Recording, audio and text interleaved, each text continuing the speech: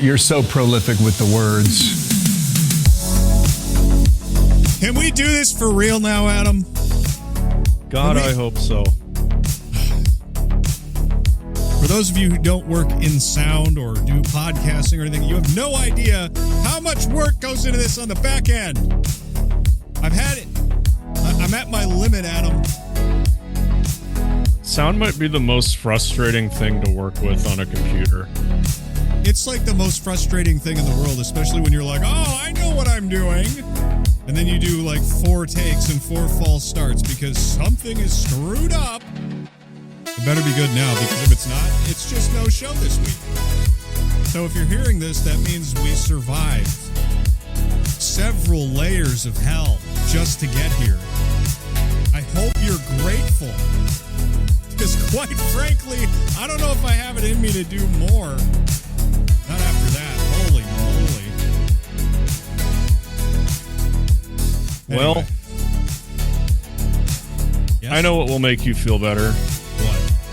Watching the news. Oh yeah, that makes everybody feel better. All the time, yep. That's the good stuff. Can you turn the music down? What do you mean turn the music down? Are you crazy? It's loud. Well, you know, we gotta come with the guns all firing, because if we don't,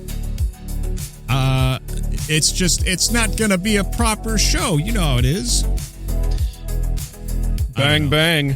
I'm out of energy, and I'm just watching all this, and I'm like, man, I don't know. My levels look awfully low. Man, I hope when I go back to edit this later, I don't sound like a tiny little freaking mouse in the recording. Well, at least you're not a tiny freaking shrew in the recording. It's been a hell of a week, man. It's been a hell of a week. I've done a lot. Can we just relax today? Do we have to watch a bunch of crazy people?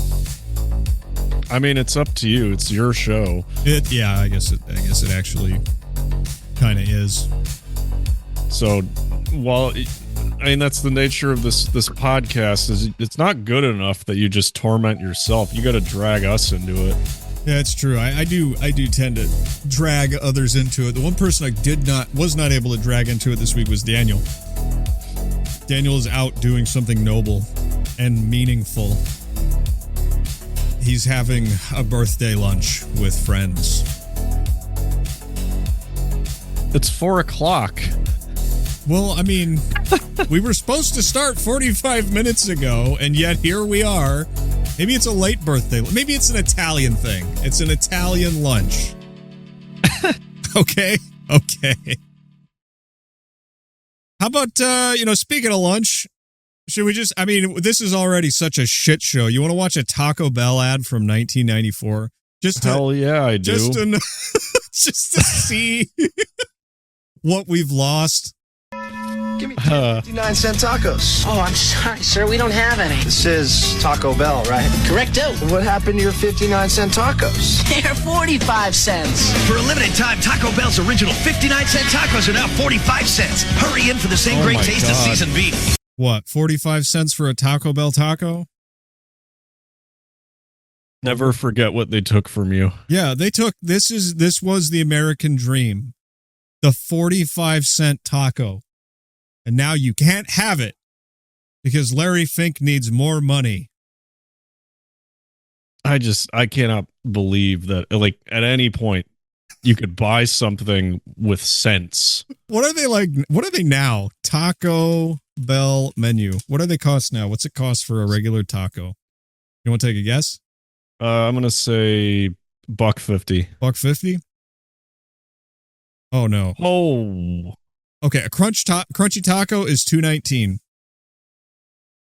That's ridiculous. Welcome to the future, where everything sucks and no one wants to be alive. Yeah. I haven't eaten at Taco Bell in a while, obviously, but I remember when I was a kid, I liked it because, I had limited funds, even more limited funds, I guess. But I remember getting soft tacos for like 70 cents. Yeah, something like that. in like 2008. Mm-hmm. That's insane. It is insane. You get your slop is now expensive. You don't even get cheap slop anymore. A chalupa is $6. Yes. I mean, I have no words. The American dream, the American dream is dead. You remember that? Do you remember the impression you used to do of the Taco Bell voice, like the Taco Bell ad guy? Yeah, the voiceover they had from like, I don't know, 2004 to 2009. Yeah. You get 2 beef chalupas at Taco Bell. He always said Taco Bell.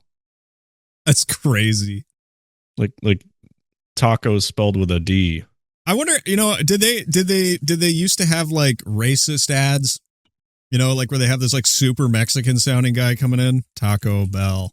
See what their official YouTube channel looks like. Taco Bell official. I want to see. Here we go. So Live Moss Live 2025. That's not an ad. Here's an ad. Here's a big game ad for Taco Bell 2025.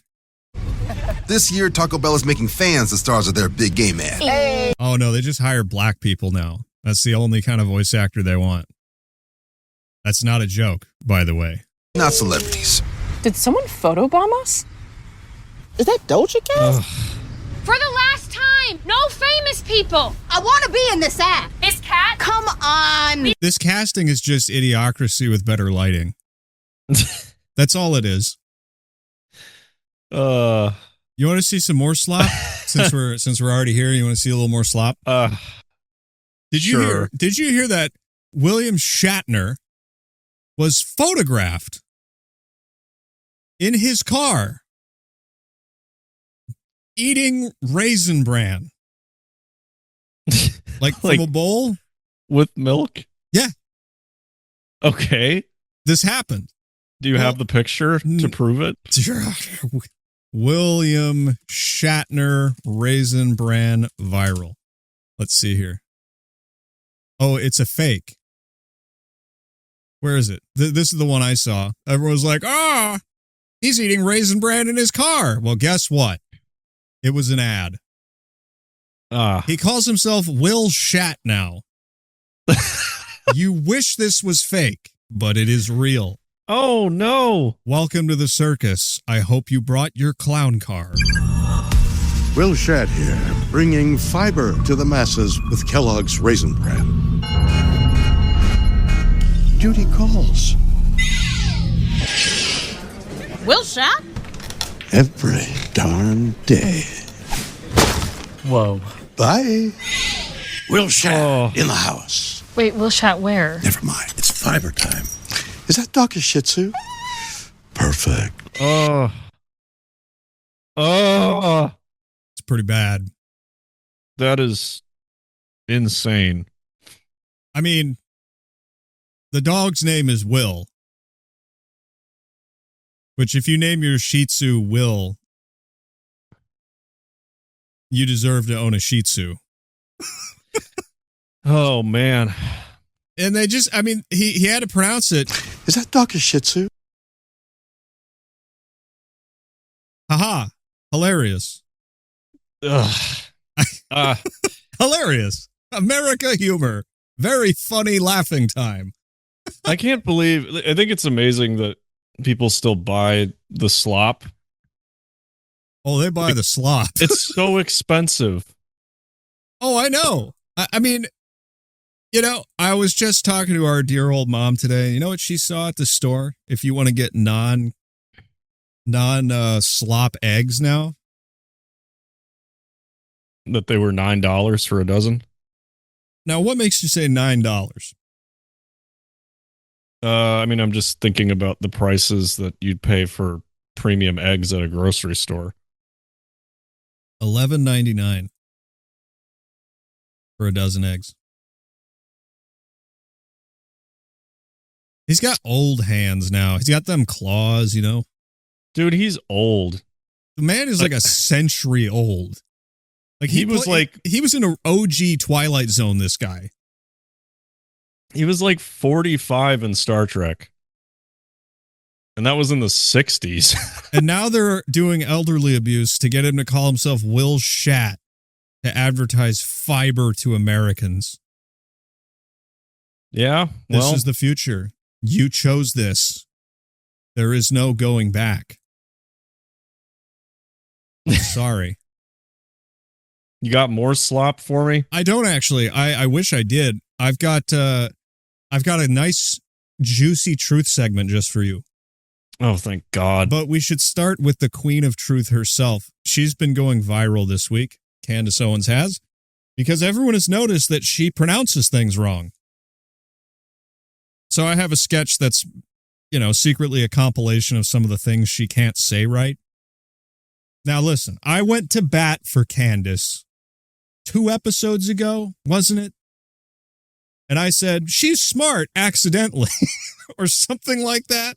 I was like, she's being an allegorical conspiracy theorist or something.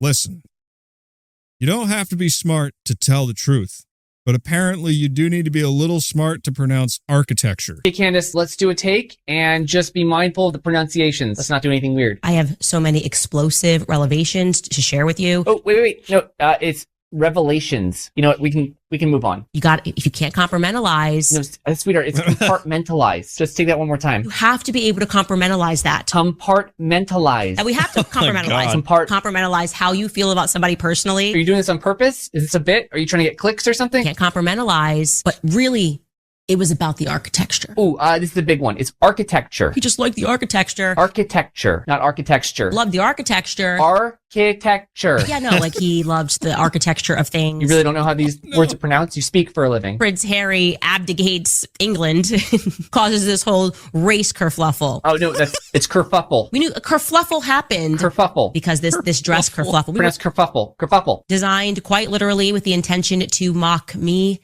and Tucker Carlson. It's always got to be Tucker Carlson, Candace Owens. It's Candace Owens. It's Candace. Let's cut here. Maybe it's a code. You know what? It could be. She's speaking to the alien overlords. They all say architecture up there. Maybe if we replace the letters she missed, it'll spell a word. Yeah.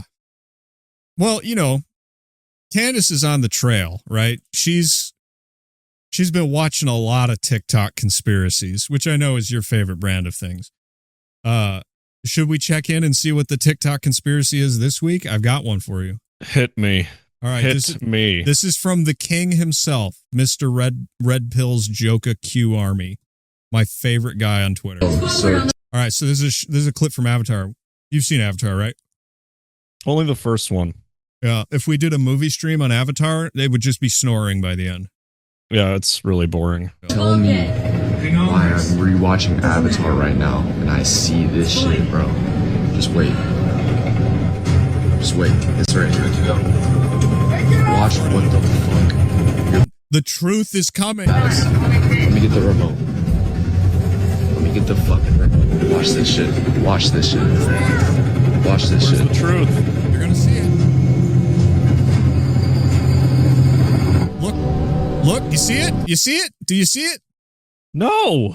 How can you not see this? Let me allow this gentleman to zoom in a little further. Y'all see that? Y'all see that? Oh my God. Boom, motherfucker. Oh. It's a Star of David on the helicopter rotors. In my Avatar, they're putting it right in your face that they control the space copters. I mean, you'd think with the coloration of the aliens, never mind. I mean, it's pretty right in your face now, isn't it? You remember that clip we watched a long time ago where that woman was at McDonald's mad because her Filet-O-Fish, the wrapper was the colors of the Israeli flag? Yeah.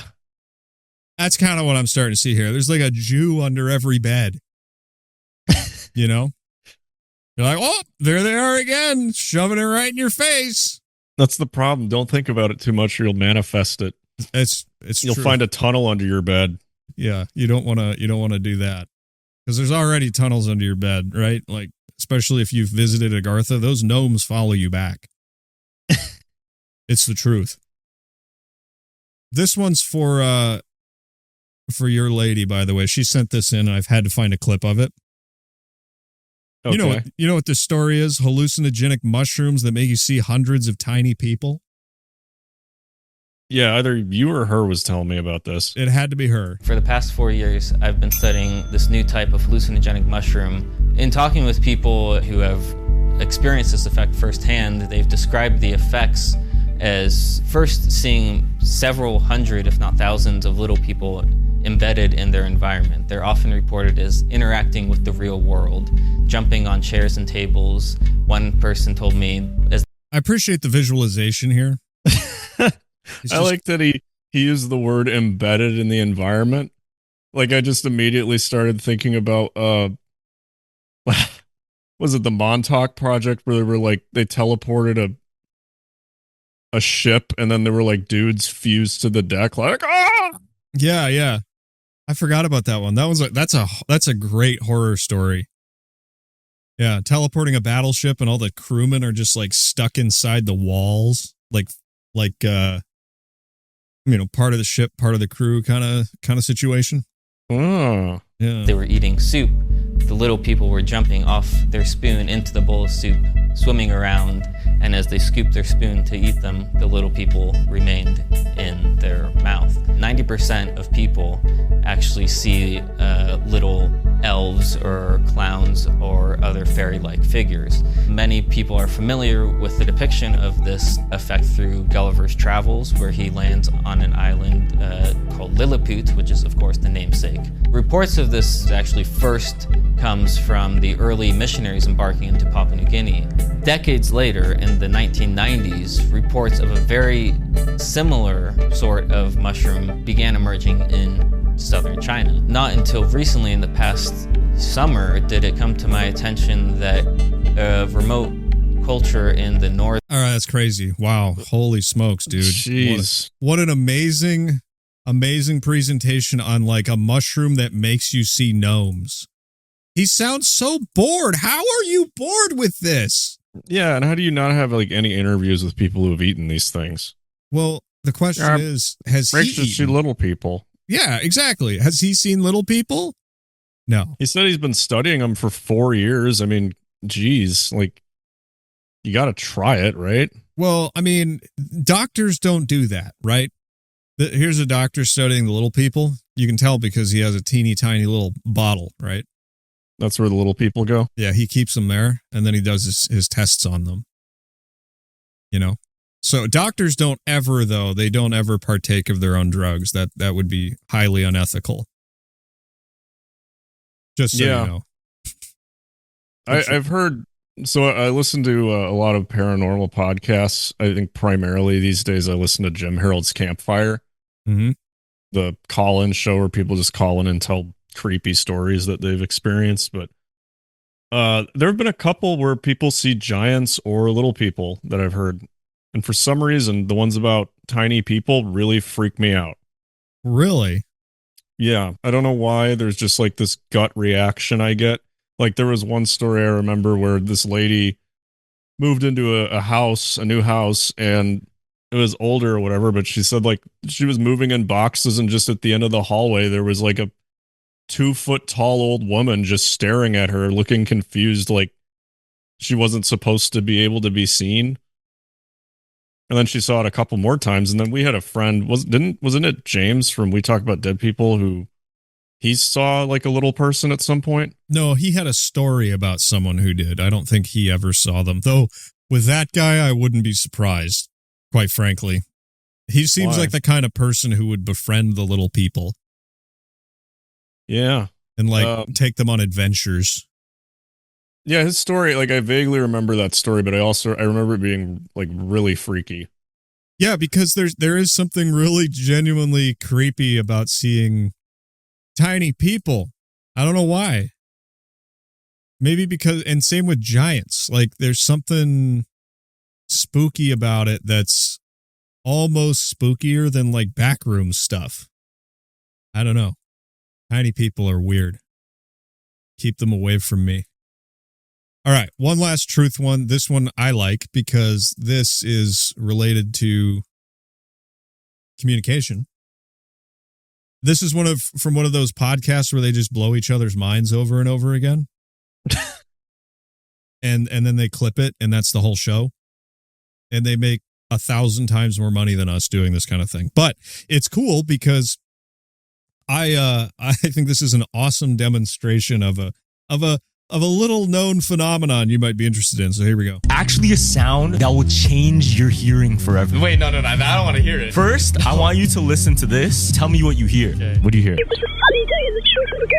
Alien, like just like robots, right? Yeah. Okay, I'm gonna play you another sound, and once I play you this sound, it's straight up gonna change you forever. Okay. Ready? It was a sunny day and the children were going to the park. Okay. Because you heard that, I'm gonna replay the other sound. Okay. And tell me what you hear. It was a sunny day and the children were going to the park.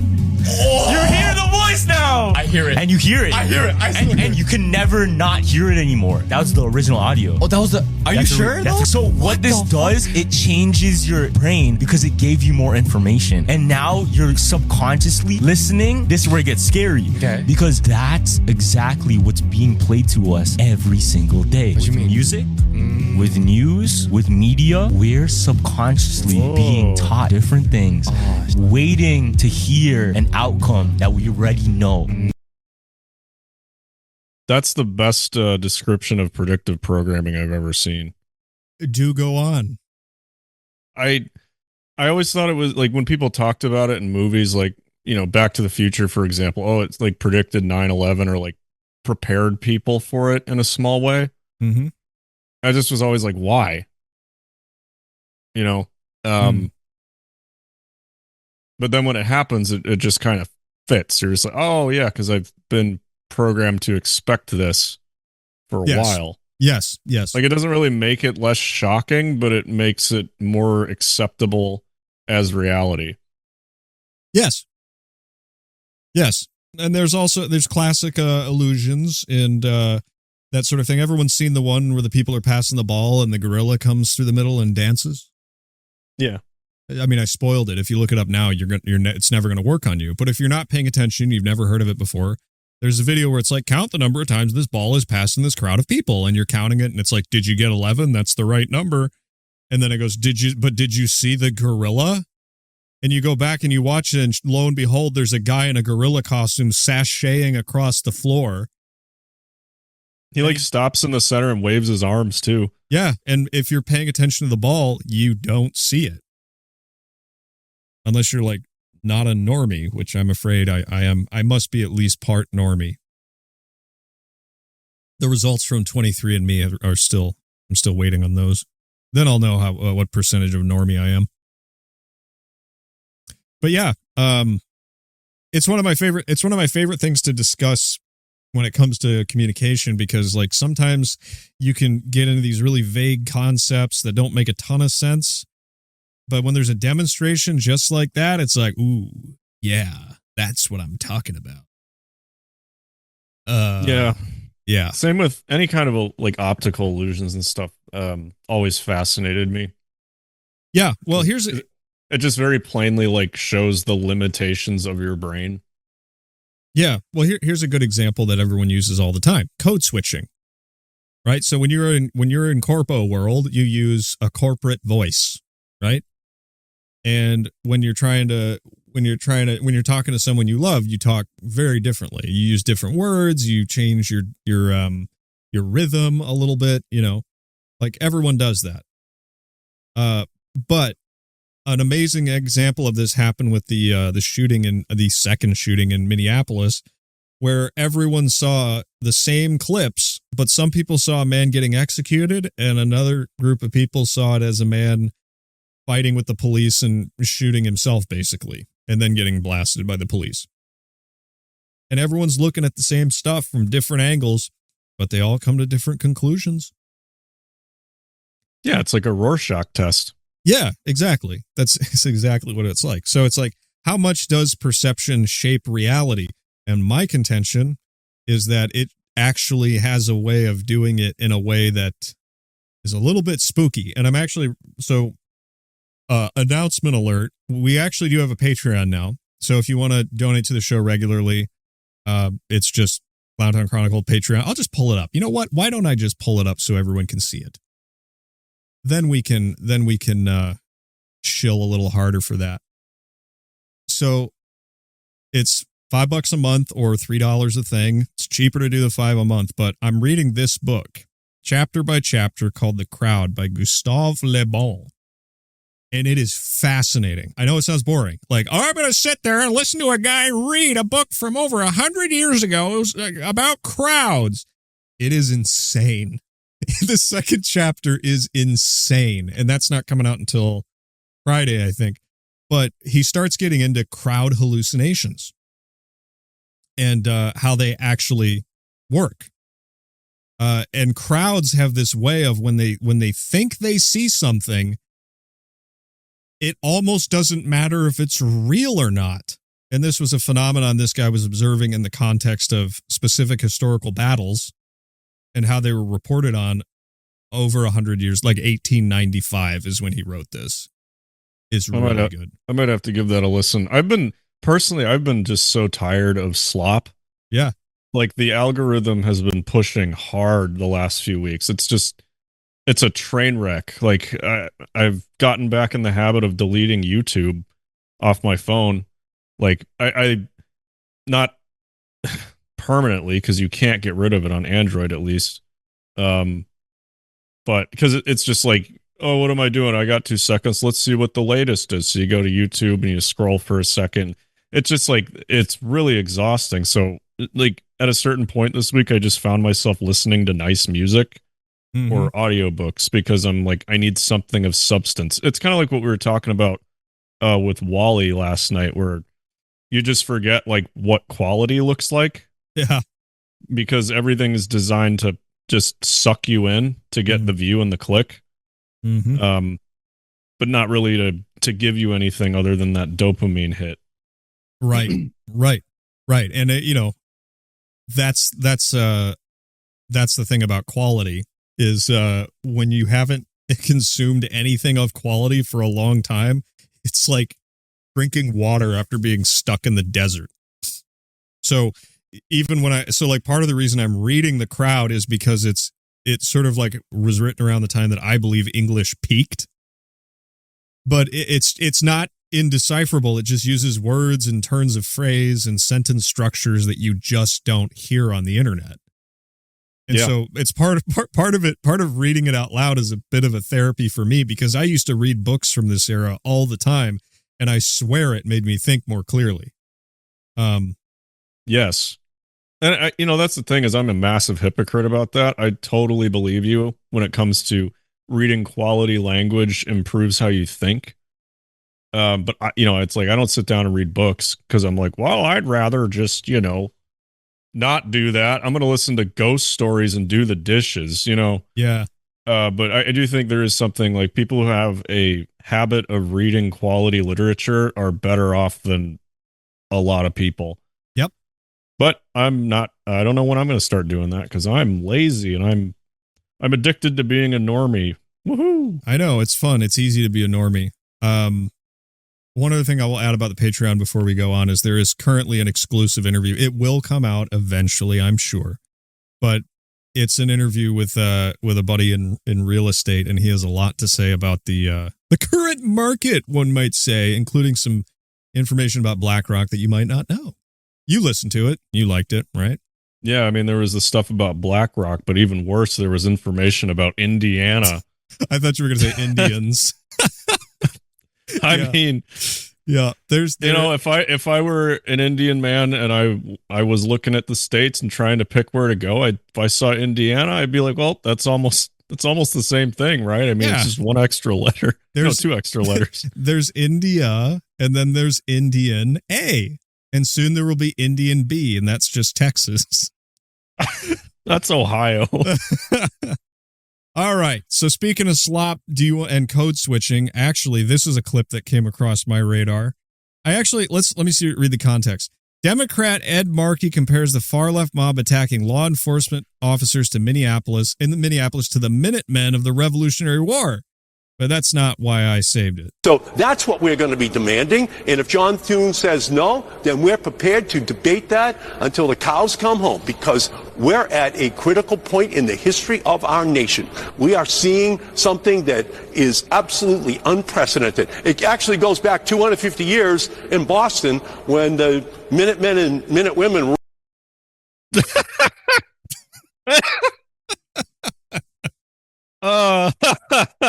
I'm telling you, from a what a clown. Listen, there is no such thing as a minute woman. There's no woman in the world who can be ready in a minute. Oh, whoa, zing! I don't know, man. Wow, did I just ruin that? No. So, Minutemen, Minute Women. Have you ever heard of Minute Women? I've heard of Minute Maid. Is that the same thing? Minute Maid? Is it like the lemonade? Yeah, like it's a brand, right? I only think in slop. I'm a dumb American that they can exploit and treat like shit and talk to like we're dumb. It doesn't have to be like this. I see. And this, so Newsfist and I had another conversation, and that's also going to come out soon. We were talking about brainwashing, and one of the things that I was trying to get across, and I couldn't complete the thought on the air. I failed you. But one of the things that I was talking about was there's a simultaneous abusive relationship that's happened in America and the West in general, but especially in America, where they simultaneously tell us we're stupid, and then they teach us to be stupid. And then they blame us for being stupid. It's a vicious, vicious cycle. Yeah. Well. I know. This is the world we live in, man. I just, it's stupid as hell, but I mean that's what we're given. Should we go down the list? I have a long list of clips just labeled liberal women. I might as well keep up the trend. Yeah, well, this one's really disgusting because she clearly has some kind of like a cold. And she's like snorting and sneezing and oozing all over the place. It's nasty. It's nasty. And the worst part is you can hear it in the audio. So I'm only going to play this once. So dig in. How's this for a motivational phrase? Our resistance will be talked about for generations. You know what a click filter is? Yeah. Yeah, it's to get rid of the clicks in your voice that your tongue and your mouth make when you're dehydrated. You can hear it real good in here. You hear that? Ugh. Doesn't that gross you out? I don't think she's got a cold. I think she's just like forcing herself to cry. Yes, presumably. Their resistance will be talked about for generations. Do you believe that? No, because they're going to have another one next year. Right. But that's what they're saying, is that all of this constant revolution crap, it's going to be talked about for generations. No, it's not. It's going to be talked about and farmed for content by shows like ours for a little while, and then you guys will tucker yourselves out. And when we're in a content drought, another one of these will pop. I'm going to miss Trump, man. He makes these people go crazy. We get so much free stuff out of them during this time. How about another one? This is an older one, as in an older liberal woman. Great. Who hit the wall in 2001. But here we go. My husband is in there somewhere. Like, we were at home, in our posh home in... There's a little bit of a... I'm European. You're not. You're an American and you sound like an American.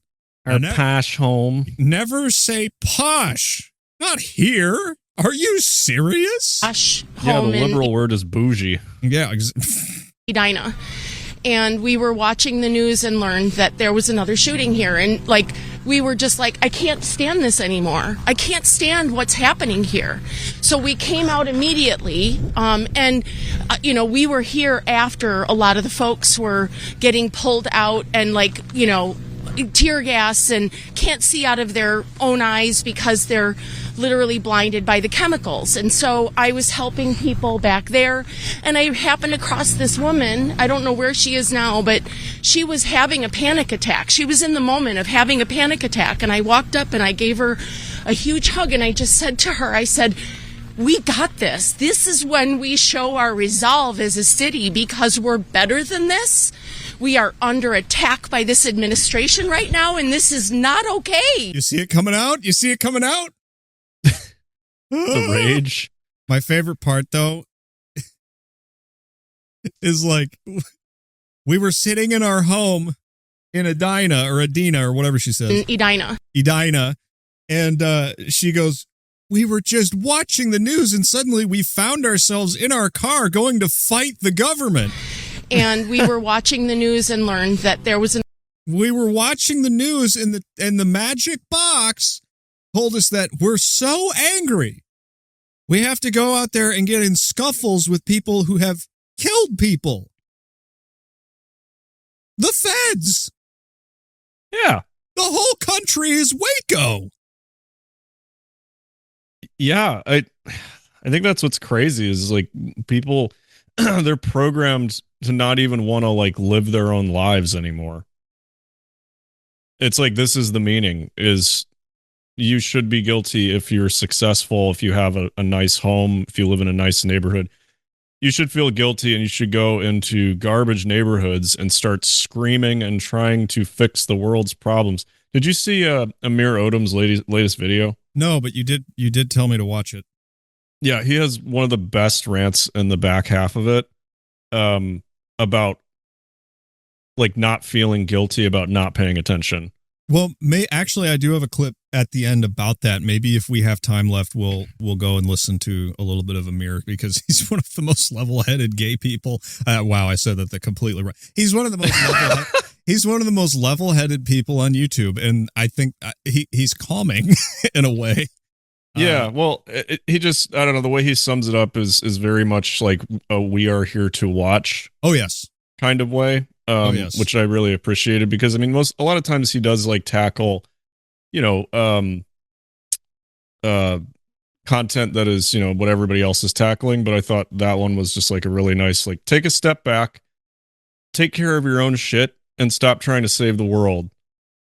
Please.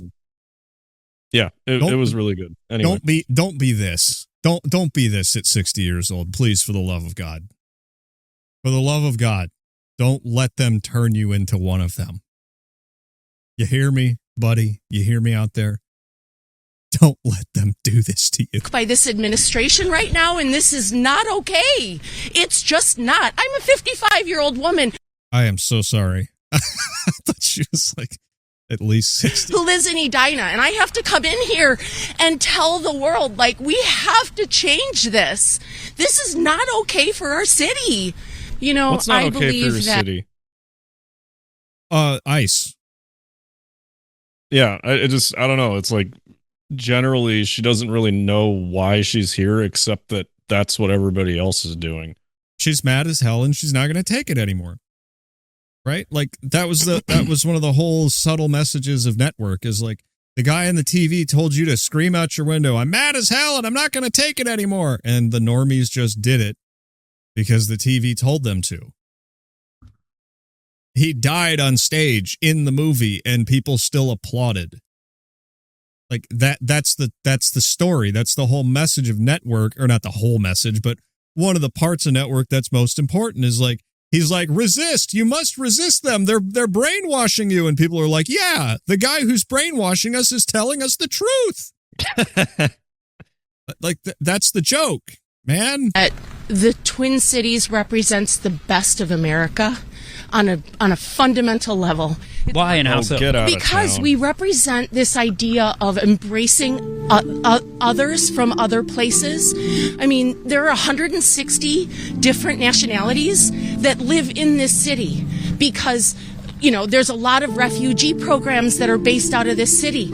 We invite them in because we know that they belong here, that they're welcomed here. This is about attacking the Nice freeze frame. Rorschach test, as you said. She sees refugee programs welcoming in the tired masses that the Statue of Liberty told her about. Yeah. Everyone else sees different fronts of fraud for the government. But this is the kind of Rorschach test that decides if you're going to go out and get yourself shot by the police or if you're going to be here to watch. You can't let the tube do this to you, guys. They call it the boob tube for a good reason. If you let a glowing box do this to you, you're not in control of your emotions. And you don't know who you are. It's a big problem. Yeah. Here's another one. And this is a younger woman, right? So we knew girls like this, man. We knew girls like this in frickin' junior high who were already weaponized tools of the boob tube. Right? Yeah.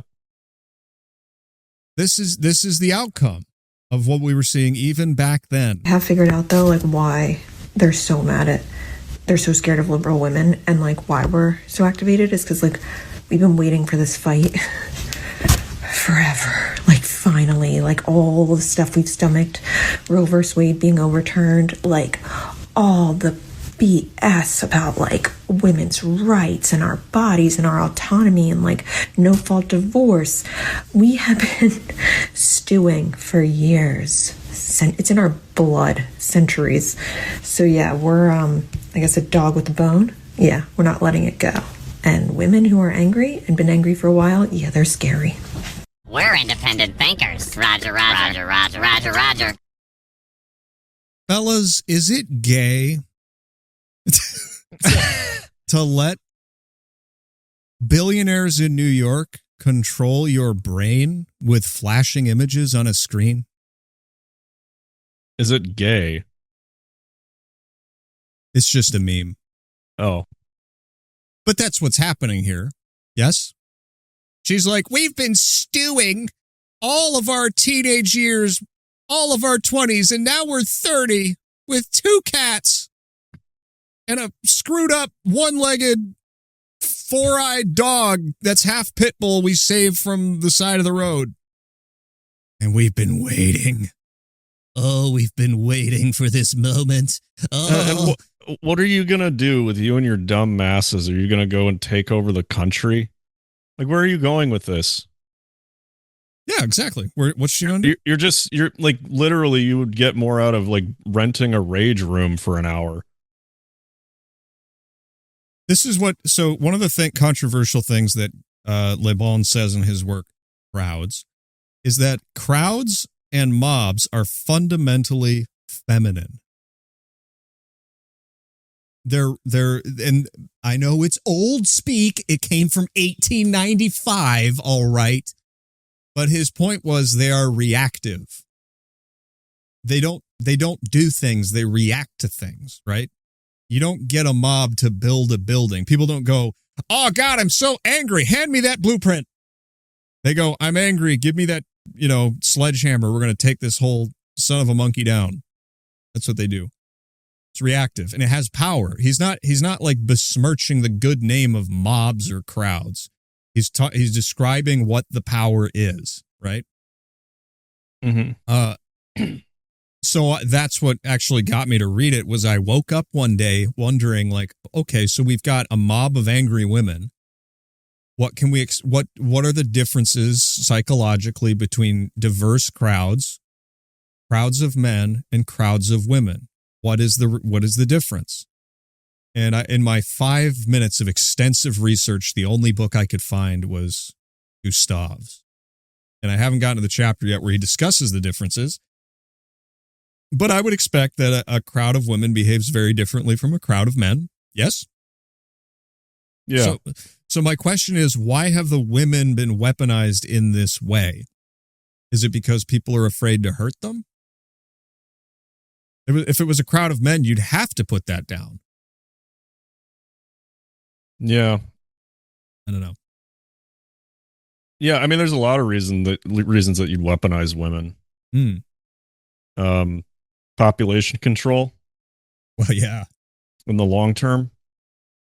That's the I was trying to think of an analogy here, and it's fresh on my mind. I was talking with a scuba diver today, and he was telling me about like how to save air and how to deal with stressful situations. He told me basically you want to do everything as calm and collected as you possibly can, even when things go south.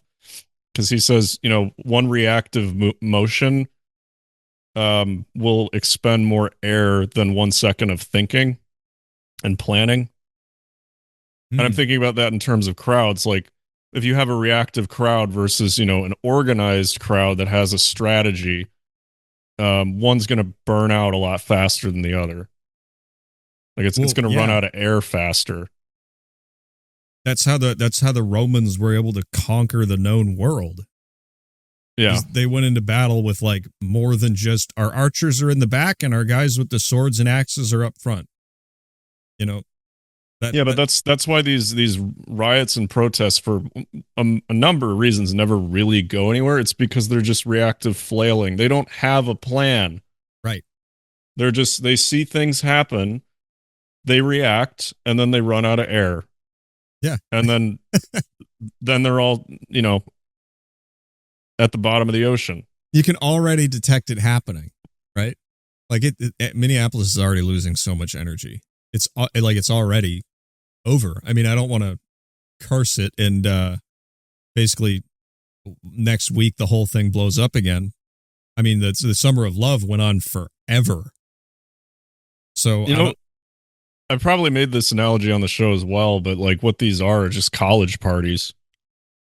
You know how like in college, like you go to a party and it's like, woohoo, everybody's here. Oh my God, there's beers and loud music and video games and goofing off. And it's like, there's those like 2 or 3 idiots that somehow make it to like 3 a.m, just standing in the corner, drunk off their asses, like trying to keep the party going. Yeah. And it's like, that's the thing is like time marches onward, no matter how much energy you think you have or how drunk you are. Right. At one point or another, the sun's going to rise and you're going to feel like shit. Yeah. And you're going to look like shit. Oh, and all of a sudden, now I have to go to class. Yeah. Yeah. Well, the sun's rising on these women and now they're all 30. Yeah. And that's very uncomfortable. You got any more of these swamp goblins? Of course I do. Are you kidding? Just for you. Let's go. Here's another one. This one popped up in my feed. I wonder if you can detect anything about her. I'm just gonna play it. Just open your mind, see if you can detect something that's off about this one. White people, stop running from this. The fight is here. You have to put the fuck up. There is no excuse to be peace and love now. Peace and love means put your fucking fists up. Notice anything about this woman? She's white and she's talking like she's black. Oh, that's very interesting. I wonder why they do that. Huh. Put your fight on. Put your fighting face on. Start standing up for justice the real way. Street justice. Because obviously the laws don't matter. Legislation doesn't matter. Legalities doesn't fucking matter. Start fighting, bitch. Get street smart, bitch. Learn how to fight. Start smacking these ICE officers. Start smacking these police officers. We need to start beating other white people up until white people... Okay, I can't take banging the camera. Sorry. It's too much for me. There's something funny, like in the background, there's a mirror and you can see her like staring out her window with her phone in her hand, yelling. Yeah. Yeah. She's like, the light's good over here. Yeah. Oh. She's really getting what into a loser. It. Yeah. But I mean, what is this, man? What is this appropriation? Is that what they would call it over there? Appropriation of black culture, black linguistics. I mean, is this rude to ask? Is she like half? She doesn't look it. She looks like a friggin' fairy. Yeah. Okay. Yeah, no, I've heard people do this before, and I'm like, especially liberals, where they talk like black people, or like the specific accent that a demographic of black people use. And I'm like, isn't that like basically blackface? But you see, Adam, it's not because, and I'm going to steal a brilliant phrase I heard from Newsfist recently. It's okay because it's a heckin' quirk chungus. It's quirk chungus revolution. You know, it's not real revolution. It's a heckin' wholesome. Right? You see, so when they do it, it's okay because it's wholesome. When you do it, it's racist. Well, I mean, fundamentally, she's using this voice because it sounds threatening. Isn't that crazy to think about? Ugh. Ooh. There's some spicy thoughts there. Yeah, I mean, but the racial element is very interesting that's going on with this. It's like it's all white women doing this. They're angry for some reason. Probably because they got betrayed and manipulated and destroyed by the media, and now they don't know what to do with their lives except keep listening to the demon. I mean, it's that glassy look, man. I don't know. I'm never going to get over it. Here's a fun one. So, by the way, all MAGA women are white blondes and Barbies, just so you know. This is a common understanding that like conservatives and they call it, what do they call it? Trump face or Republican face? Remember that? I don't remember that. Where it was like a style of makeup that women would use when they wanted to become like conservative influencers or get in with the Republicans. They would start doing their hair a certain way, wearing makeup a certain way. Sure. So, but that's the perception. And listen, I'm not a girl, so I don't know how any of this works. I just don't know. But I think the lefty women see Republican or conservative women as like Stepford wives who haven't been broken out of their robot state. Oh. Would you say that's accurate? Yes, but also they hate them with a burning passion. Right. They don't really care to quote unquote rescue them. Right. They see them as like a pick-me kind of situation. Mm-hmm. Like they're cucking to the patriarchy or something like that. Like they're like a gender traitor or something like that. I don't know. I don't pretend to understand all of this. I just know that I keep seeing this, right? So here's a woman playing with dolls to do politics. Because all of the amendments are equal and useful. Just comply, or we'll ya in the face. Just comply, or we'll tear gas your baby. Just comply, or we'll sew around your car. She gave the non-MAGA girl problem glasses. And a phone.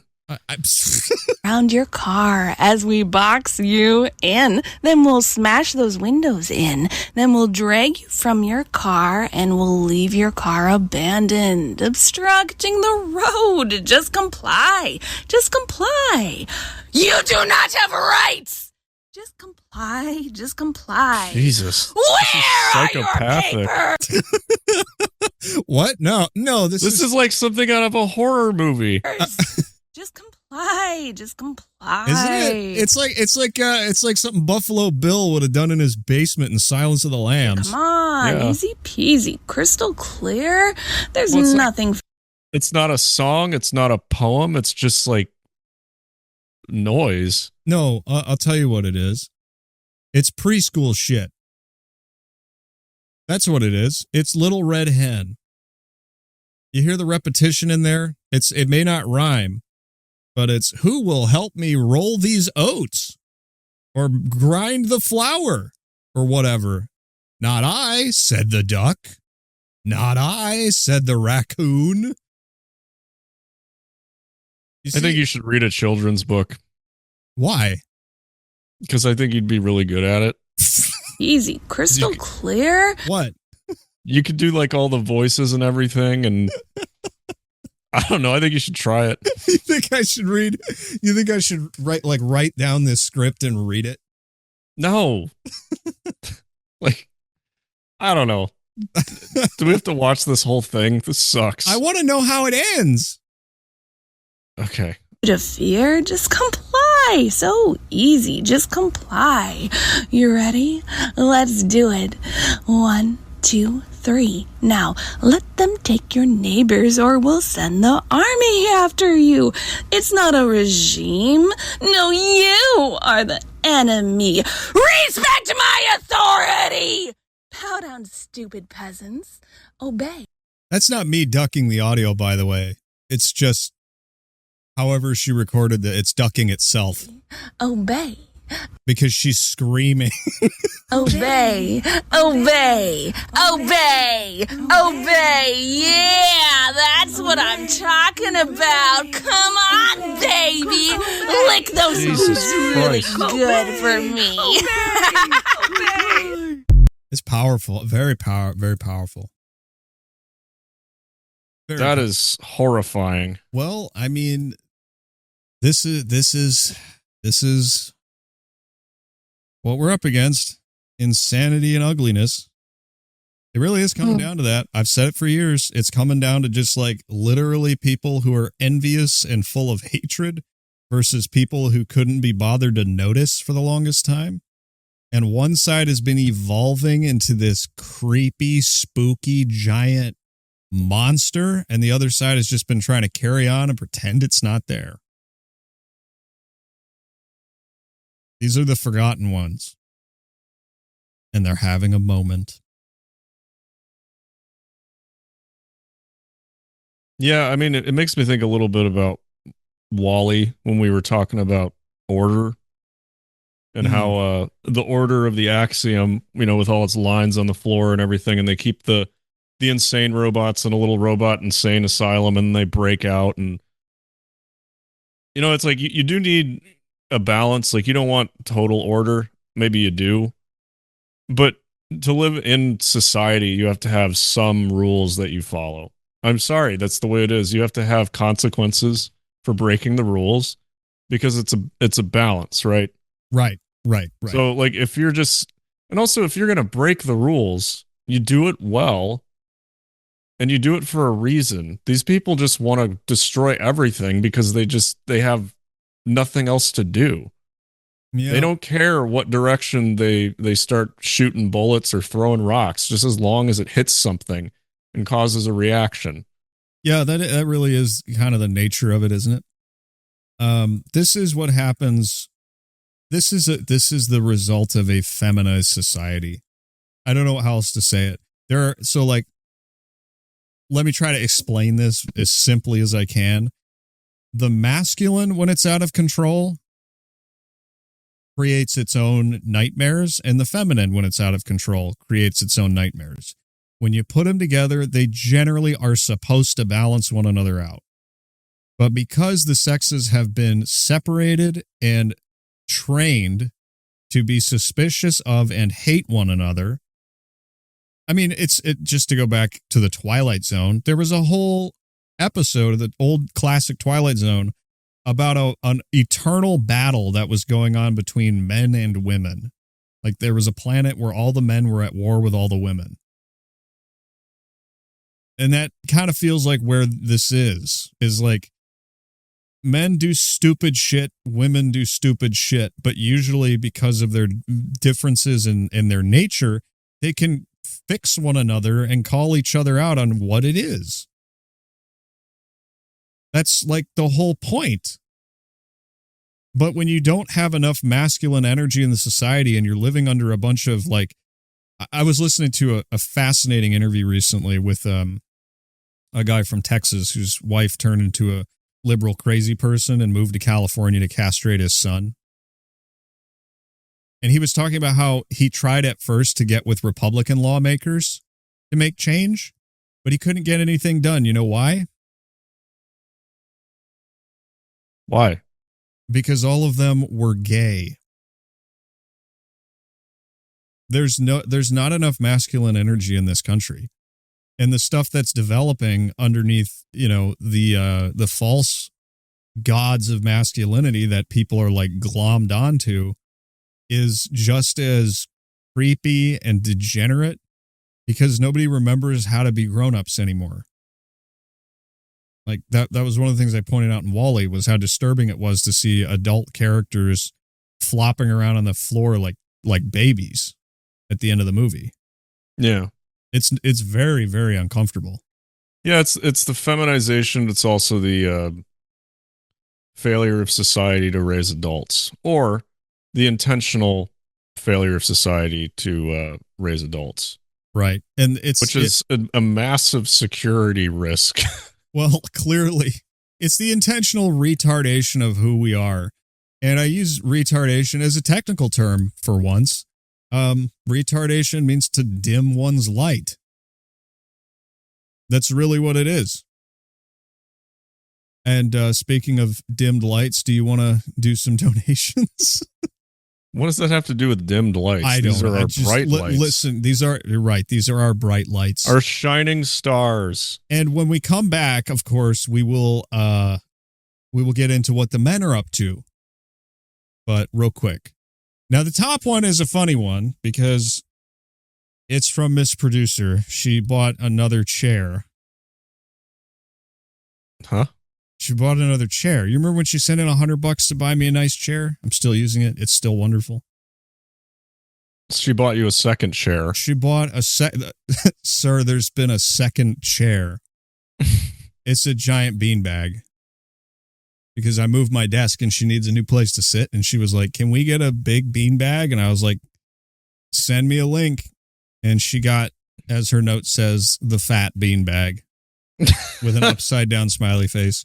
She sends $150 for the fat beanbag. It counts, okay? It counts. Next up, I've just named this person Froggus. All right. And she sends $33.33 and she says, oh, how the world is retarded sometimes. Everyone needs to eat a home-cooked meal, laugh at a frog, and simmer the hell down. Play me some sweet Alex Jones to soothe the brain.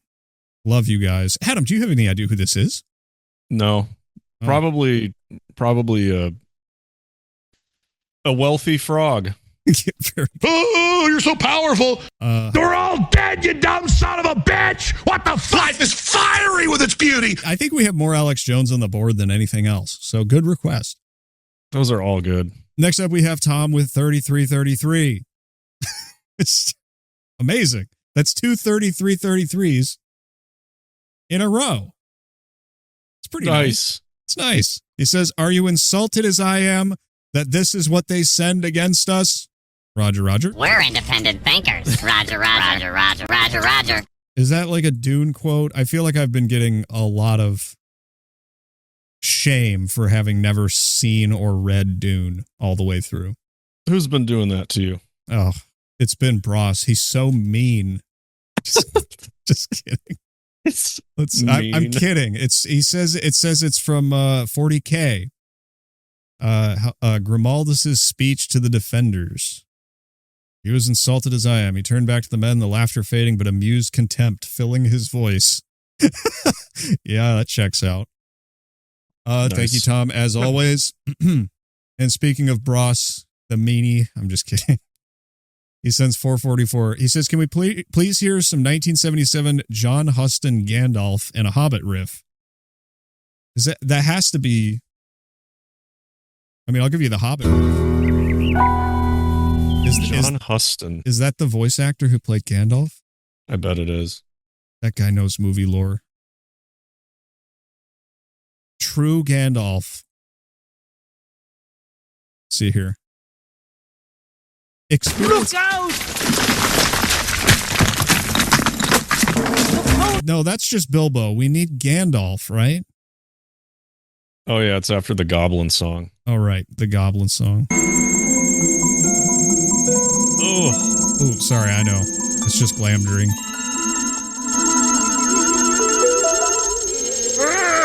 I know that sword.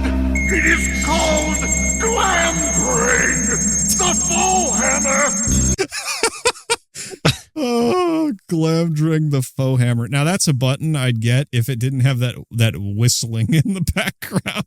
That's awful. They really didn't care in 1977.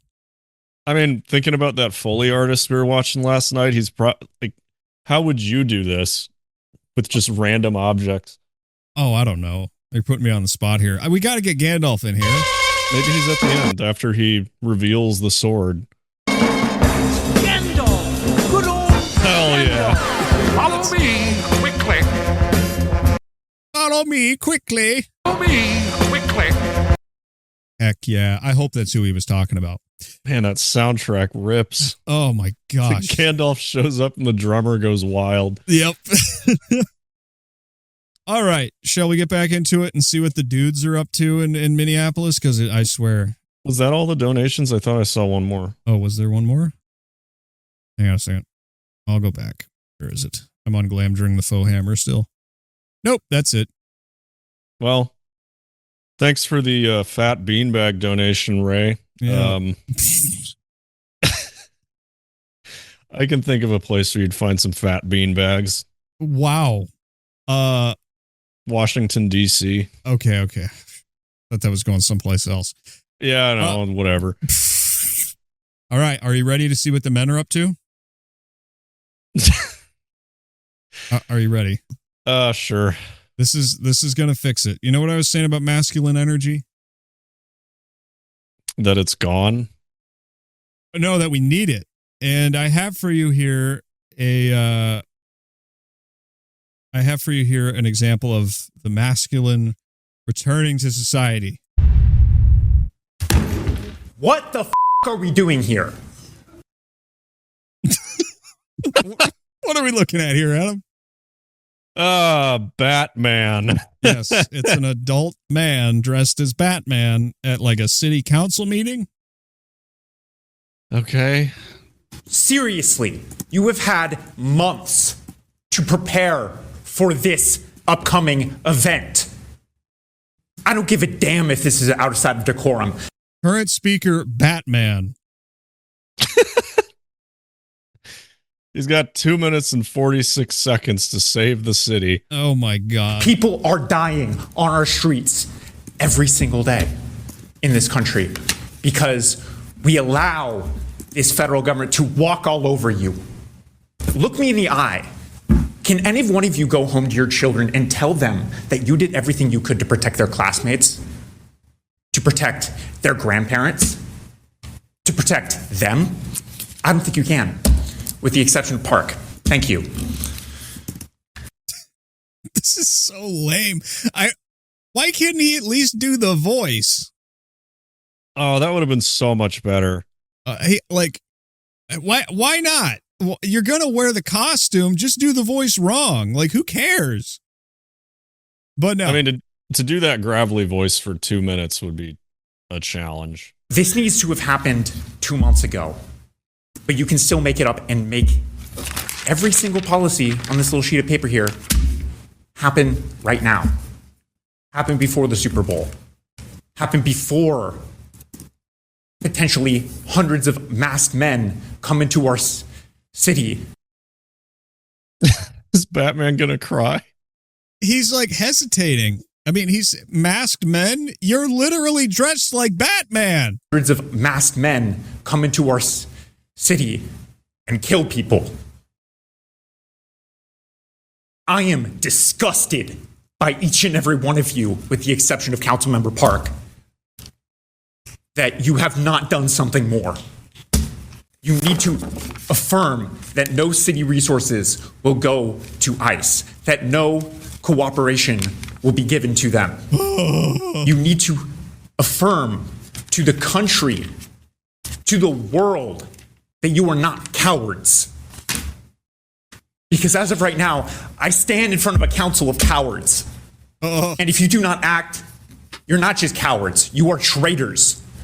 Traitors to each and every individual you serve. Oh no. To each and every individual. Get it out, Batman. Come on, man. To each and every individual. He's like choking on the words. I'm just hoping he has like some kind of tie-in joke with this costume because, I mean, it's not really doing anything for him. Yeah, right. He's just saying things dressed as Batman. Is this so we'll listen to him? Yeah. It's a stunt. It's a stunt. That's it. Not even an act. Come on, man. We can do better than this. That lives in this country, legal or not. You need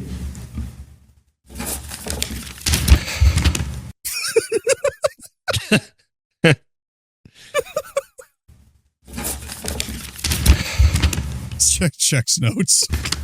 You need to do something about getting these policies into writing, ensuring that your officers do not cooperate with ICE, ensuring that they cannot use city resources, that they cannot tap into city data. Wait a second. He's here worried about them using city resources? Hang on.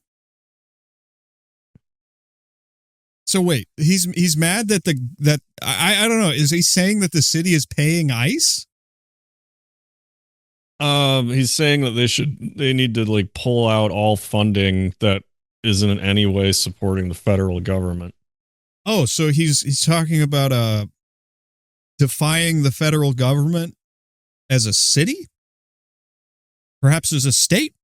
It's passive protest. Has this happened before?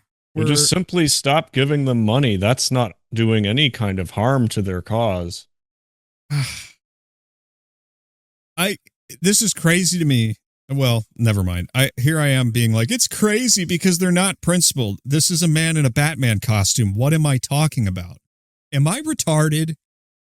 Ensuring that they cannot use city resources, that they cannot tap into city data before more people die.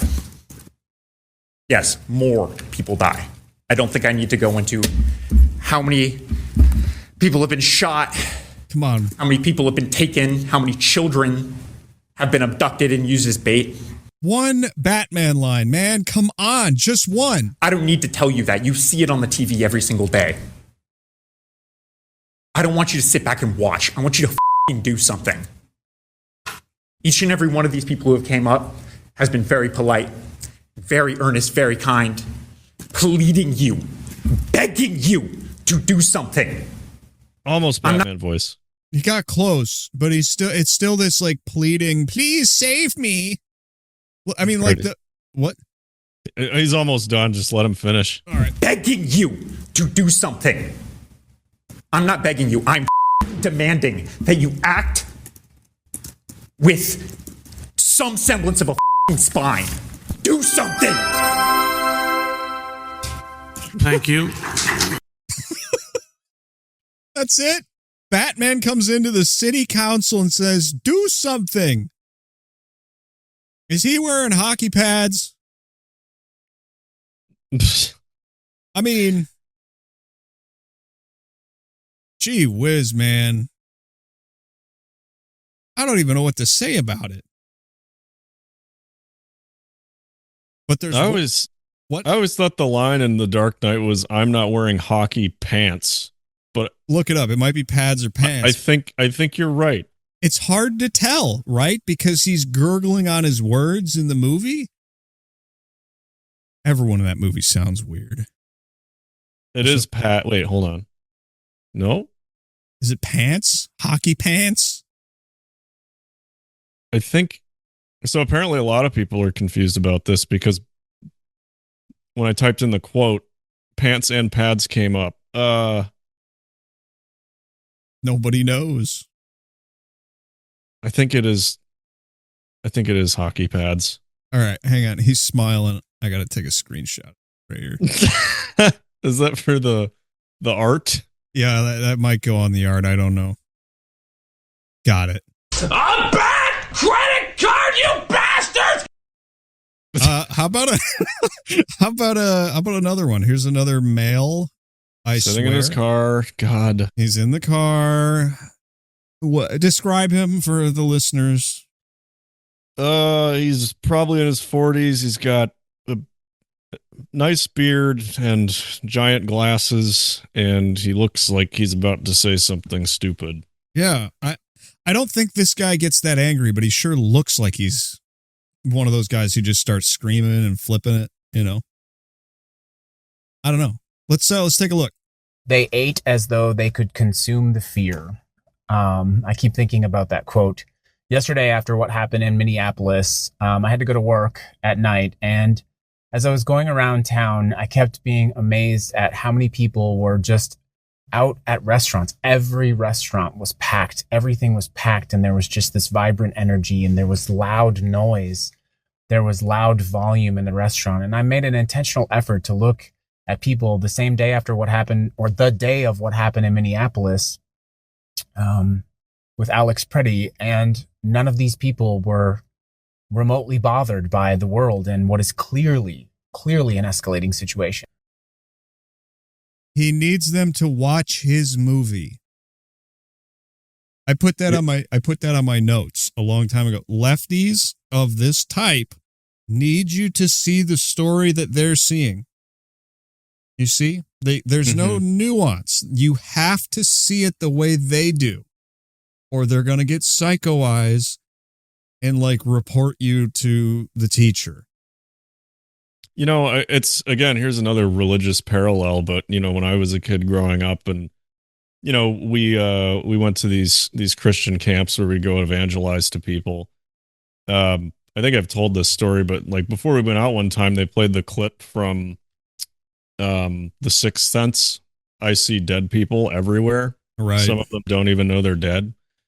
And, you know, that was kind of the attitude we went out there to evangelize with, was all these people are screwed if we don't help them. They need to watch our movie. Right. Obviously, this is different.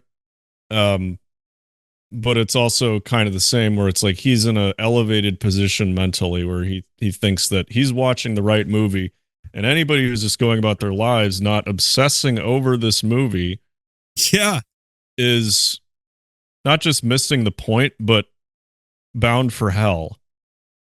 Yeah. He's mad at normies for enjoying their dinner because they didn't see the latest episode of Game of Thrones. Well, like, does he eat dinner? Like, people got to eat.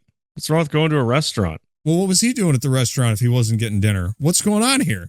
He's driving around feeling superior. Oh, you know, people also sometimes go out to dinner to get their minds off of things. That's true. You know, is that what I think it is in the back seat? Is that a DoorDash bag? Is he DoorDashing? I don't know. He's got a red lanyard around his neck. He doesn't look like a guy who should be DoorDashing. He looks like a guy who should like work in IT. I don't know. But yeah, right. So the key thing here is that they need you to watch their movie and see it like they see it. They can't, they don't have the capacity or the will or even the empathy to be able to see another person's point of view. Well, I think, too, you're supposed to be completely consumed by it, but most people don't have the capacity for that. Like in my office, there's like 3 liberal dudes that gather around the desk near mine, and they just talk about this shit. And loudly, as if everybody 100% agrees with them. But it's like, you're still at your job. So what is your level of commitment to this cause? It's not very high. So why are you talking about it? Right. You're because you need to live your life and like support yourself and your family. You can't just afford to spend all your time worrying about everything that's going on in the world. Yeah. Well, maybe you should prioritize yourself. Here's what it is. Okay. So like people call this a LARP, like LARPing revolutionaries. No. This is not a LARP. This is it is a LARP in a way, of course, but I think a better way of thinking about it would be it's more like an ARG. It's an augmented reality game. Yeah. Where when they hear there's rage and anger and stuff on the streets, they go out and they just start seeing those things, which again goes back to what Gustav is saying in the book that I'm working on. He's saying that crowds have this ability to generate and see things that aren't there. Yeah, it's absolutely an ARG. I mean, you get points. Yeah. You get loot crates. Right? Yeah. Yeah, no, I can't remember where I was reading a long time ago about like one of the first ARGs, which was sent by mail. It was like this entire game that people played about like discovering like the secrets of like UFOs or something, and they would send these letters out. But then I also think about like when Pokemon Go came out. Mm-hmm. Like that was a great example of crowd control via gamification. So basically what you're doing is you're gamifying protest by giving people points that they can spend an entirely worthless currency. And this is just like high guard. Well, we see, it's like back in the day, we used to call going out and enacting your will based on false premises that do not comport with reality. We used to call that madness. Right? When you go out and you project what you believe on the world, and it has no connection with reality, and you just start seeing this is religious delusion.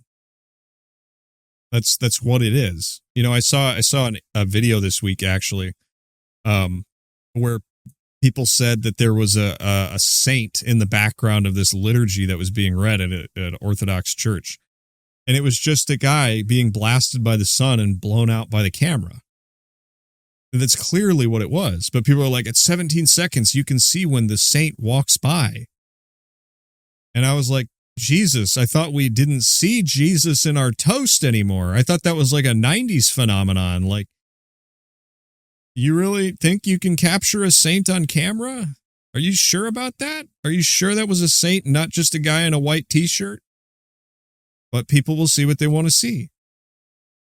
I think this gamification aspect of it is a new revelation for me, because we've always, we've talked about Scientology forever and about how it's a, weird cult that sucks people in. But I mean, like, what's the next most manipulative thing in the world? It's games. Yeah. It's gambling. Mm-hmm. It's so when you tack on the gamification ARG element of social media, you have lifelong addicts, whales, like that they call them, and gaming corporations, people who just, that's their entire thing, is playing the game. Right. And when you have the religious element, but not religious, but cult element behind it, I mean, this is people, this all these people, this is their life. Yes, and magic really starts happening when you buy in, or you chip in, or you put something down, which a lot of people are doing this, right? By putting their face on the internet, screaming in their car, they're chipping in. They're putting something down. It's their reputation, it's their energy, it's their emotion, it's whatever. The more that they do that kind of a thing, the deeper they get into the gunk, and the more they feel like they can't get out. It's the sunk cost fallacy writ large. Let's hear a little bit more from this guy. We are in a state of collective denial, and collective denial is much more powerful than individual observation. Holy shit, he just said it. It's not me! No, it's you! It couldn't be me! I'm not a midwit! No one thing I could see or say to them would change them or shake them from this collective denial, but it was still very shocking to see. I walked around all day yesterday with the heavy weight of what is happening in this world right now, and specifically in the United States. It is heavy. But all these people in their restaurants laughing, dining, making eye contact with each other as though nothing is happening. It reminded me of that quote, which was from Paris. As the Germans were advancing and eventually occupied Paris, there were lots of people like, it's the heckin' Nazis. God. Is the Nazi in the car with you right now? You and me looking around at the restaurants packed, the nightlife packed, and saying, like, how can you not see what is happening? But of course they did see what was happening. They chose to consume their time in the nightclubs, dining. There are stories about people fleeing France as it became occupied, and they were obsessed with which restaurants they would eat at along the way. And here we are, in our own state of collective denial. As the Germans were advancing towards Paris, everyone called it the phony war, as though it wasn't going to come to their city in their time, but eventually, of course, it did. Simone de Beauvoir had a very famous quote that still sticks with me, and it shakes me right now. Simone de Beauvoir. Oh, really? French existentialist philosopher. Feminist existentialism, feminist theory. Beauvoir was born in 1908 into a bourgeois Parisian family. Wow, shocking. My God, their heroes are so with it, man. Woo. The city was still enjoying its spring, and yet a few miles away, the world was ending. All of these people in my town, with this horrible news happening all over the country right now, still enjoying their meal, enjoying their time. And I'm not trying to guilt these people. I don't think that these are bad people, although some of these people need to wake up and understand what is happening. Some of them need to have some sense of morality. Hang on, what? Of course he's trying to guilt people. Oh, wait, hang on a second. Right now, still enjoying their meal, enjoying their time. And I'm not trying to guilt these people. I don't think. Yeah, you're right. Maybe not guilt, but you're trying to shame them. I mean, he probably, I don't know. He looks like the kind of guy who could just snap and start screaming at any second. And I was kind of waiting for that, but. That these are bad people, although some of these people need to wake up and understand what is happening. Some of them need to have some sense of morality. It is unquestionable now as I watch them and I look back at what I saw. They ate as though they could consume the fear. I tell you this because you are not alone. There are many people throughout history who saw and see what you see right now, who felt and feel the way you feel right now. You are, in fact, not alone. Collective denial is very powerful, but your individual sense and observation will save you. Okay.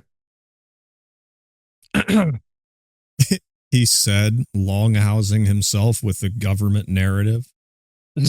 I mean, really, come on, man. Like, this is ridiculous. All right. Let's see who's next. Oh, it's the celebrities. You ready for some celebrity cringe? Oh, there he is. What are we going to say this year? F this thing. Yeah, and that's it. That's all it takes, because that's F the thing, the new thing. That's their safe, dangerous swear word. Because, you know, it became, well, I remember there was a time when you didn't hear the F word everywhere, all the time, from everyone, and certainly not from wholesome Chungus commies. I think we can all agree, guys. Now... Ooh, look at him. He's like, oh, that one took some power. He really had to work up to that one. He spent half of his other ear to do it. I don't know what happened to his ear, but I should probably look that up. Cut it off and send it to his boyfriend. Yeah, what a great, yeah, I think I labeled this clip. Let me see what I labeled this clip. I labeled it, man who sold out his entire nation for 2 Asian ladyboys says F ice.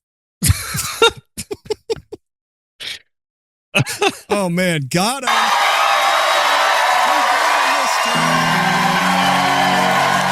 There's the music. People are giving a standing ovation. Wow, this lady up here, she's loving it. Oh, yeah. Look how happy she is. I just, it never ceases to amaze me. Just like everybody's got to say this, F the thing. Like when Trump got elected, there were signs that said F Trump and then F Elon and then F Putin and then F this, F that. It's like, come on. It's such a violent word, you know, if you really think about it. Yeah. But like, holy smokes, like, wow, that's my cold open. Guys. Like what a statement. What a brilliant statement. You really got him. God. I'm sure they've never heard that one before. Yeah, he's such a wordsmith, you know? Like he's so prolific with the word. How about the next one? You know this guy. No, does he say it too? I mean, I don't know, but there's 2 things that Kimmel does. He gets up there and he cries, and he gets up there and he does what the Asian ladyboy lover just did.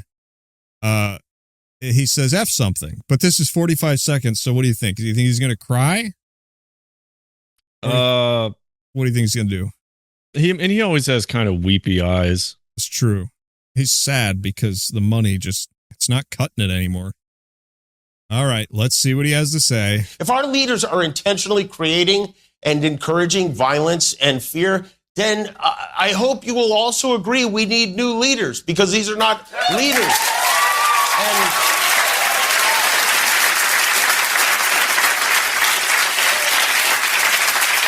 And to the people of Minneapolis, to the Preddy family and the Good family.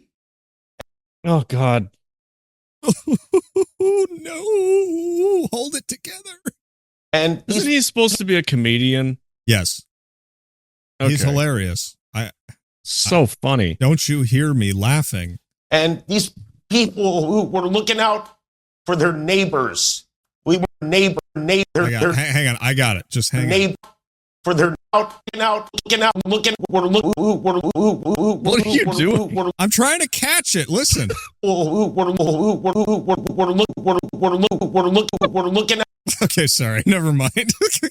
Trying to get the little tremble in his voice. Yeah, I was trying to get that. Out for their neighbors. We want you to know that we are with you and you are not alone. Oh, self-important. It's so. Go to hell, Jimmy. Yeah. And I'll tell you another thing. We also want to see those Epstein files. Did you see the Epstein files, by the way? Yeah. Spicy. I don't know why it keeps like piecemeal coming out like this, but because I mean, according to David Icke, Trump is in them. Yeah, that's what I saw. Yeah, I mean, so that's that will be something that's a bridge that I will cross when it's not just this. It's not just bullshit. Okay. I've known, and I was looking into Epstein before the man was suicided. I've been on the Epstein train a good long while there, buddy. And read a children's book. Okay.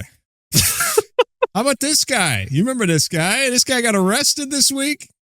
Yeah. Isn't that a great shot? Don't you just want to look at that forever? Just get right up in there and I need sunglasses. Okay. So Don Lemon was arrested. And then he was let out without bail. Great. How are you? This is him. Wow. This is him after getting out of jail. Can everybody hear me? Are you guys set? Everybody ready?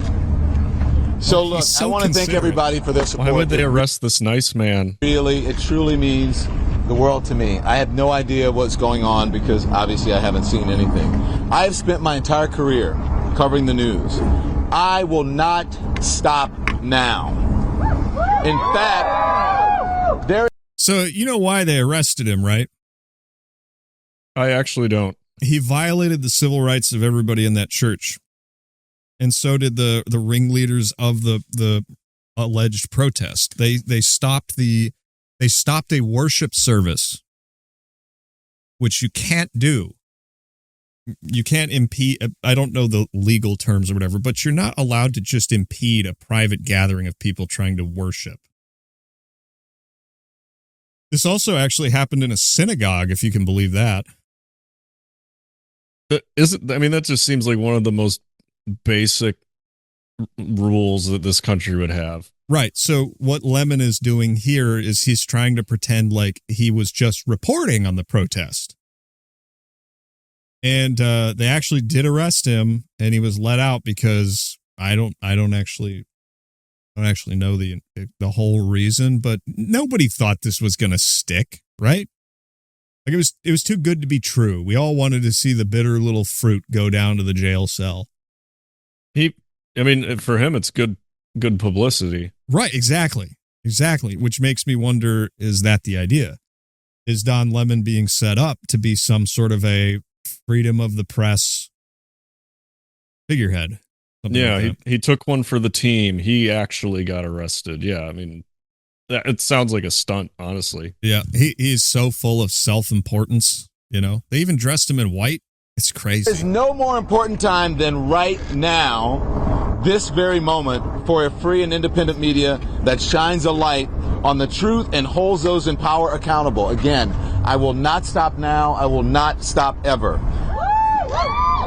Last night, the DOJ sent a team of federal agents to arrest me in the middle of the night for something that I'd been doing for the last 30 years, and that is covering the news.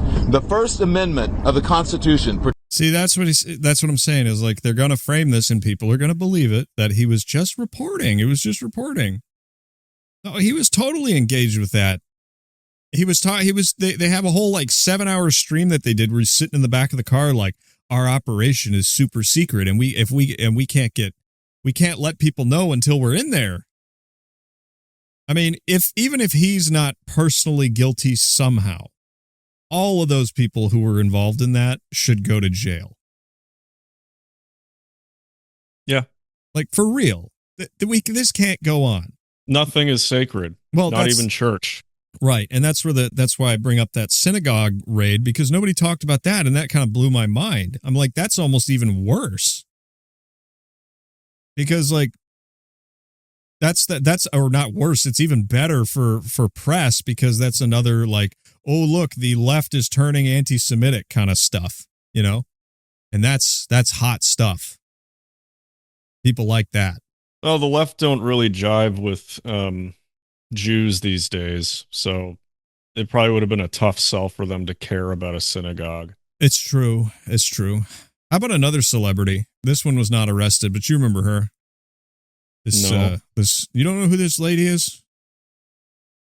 No. She's the comedian who was canceled for holding up the severed head of Donald Trump for a photo shoot. Remember that?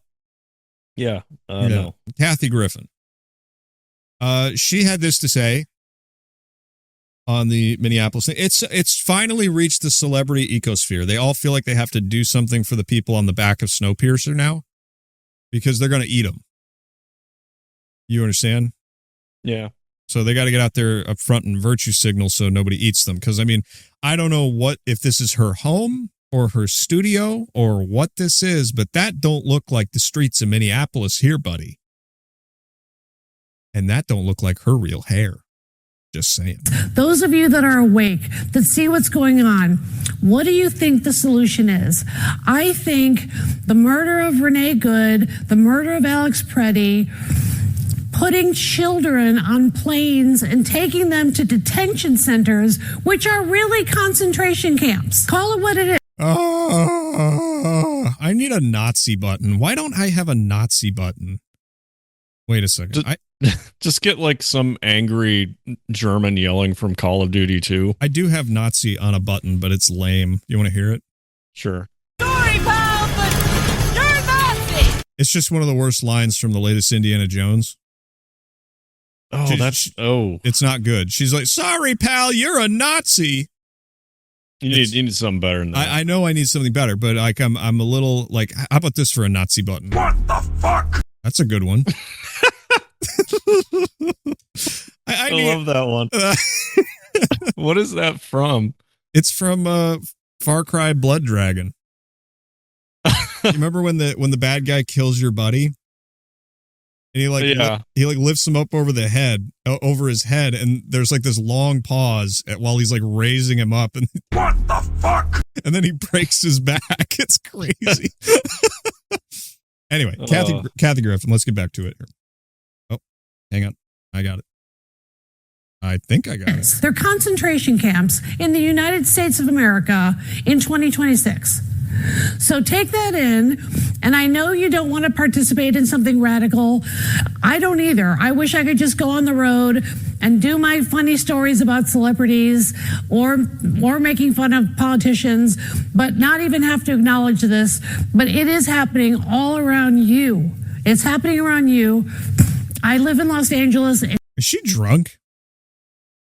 I don't know, but her eyes blinked at different times. Yeah, they did. Look. That's insane. Whoa. Lizard smells confirmed. Like Valium. She's on something. But I have blah, blah, blah, blah, blah. She's got her 2 dogs sleeping here. They're probably also doped up. Is that a shot collar? Oh, my God. I live in Los Angeles. It's happening at targeted places in Los Angeles. And you know why, Adam? They call me the best.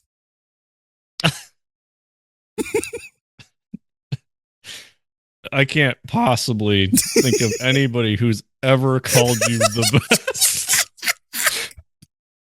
You know why they call me the best? Because Yes, tell me the best. Because this isn't her real hair. It's back here. Why does she have, what is that? It's like a wig holder?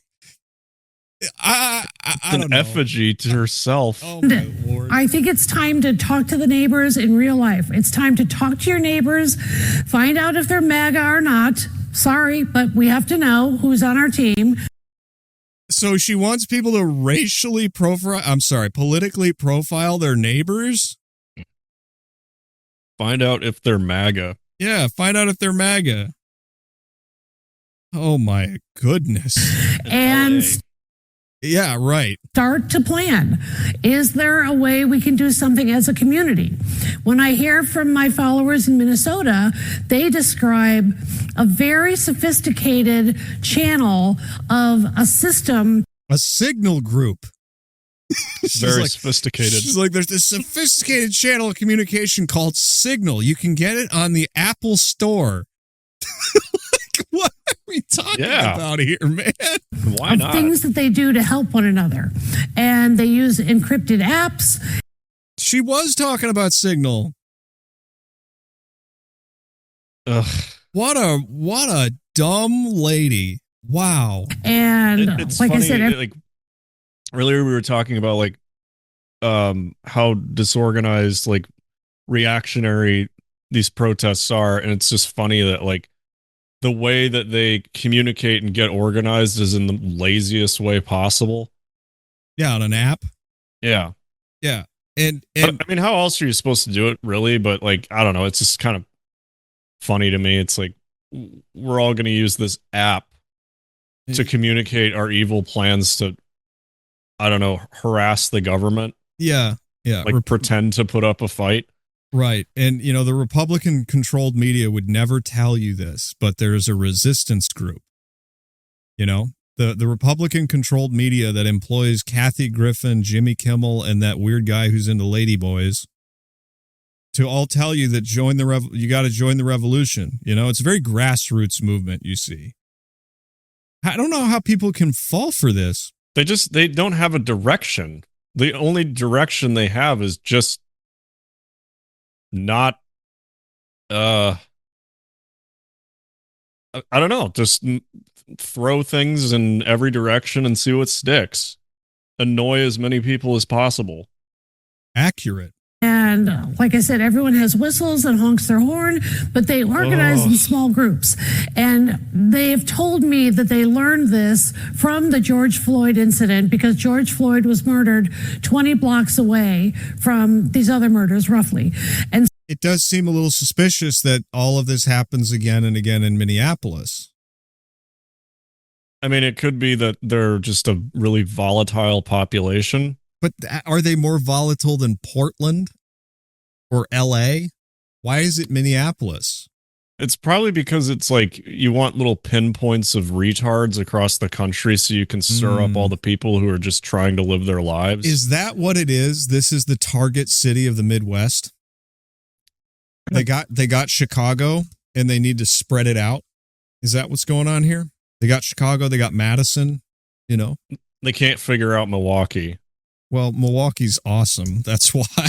Well, I mean, I shouldn't say that. Like, the protests in Milwaukee were pretty bad for George Floyd, but it was nothing like Minneapolis.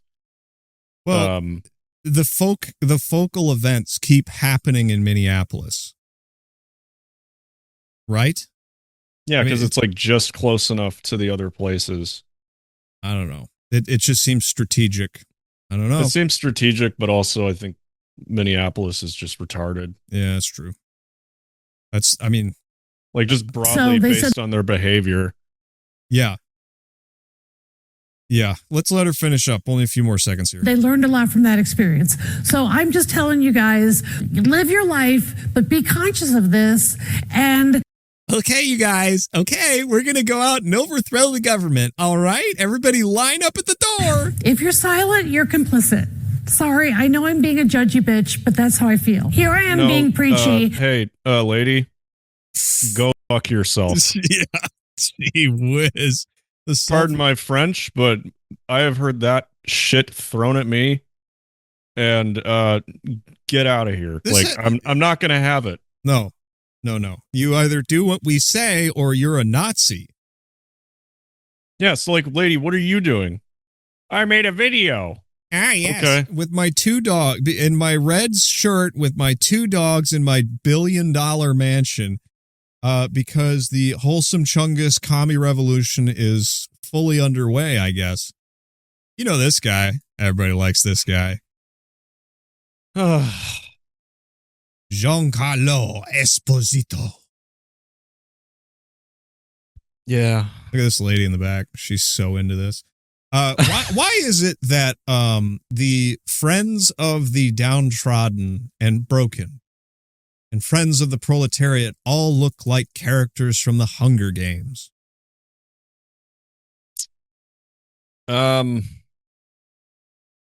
Yeah, I don't know what happened to just wearing a good suit and not looking like a fruitcake went in Hollywood. But They kicked out all the professionals and brought in all the people who already own cuck chairs. That's what happened.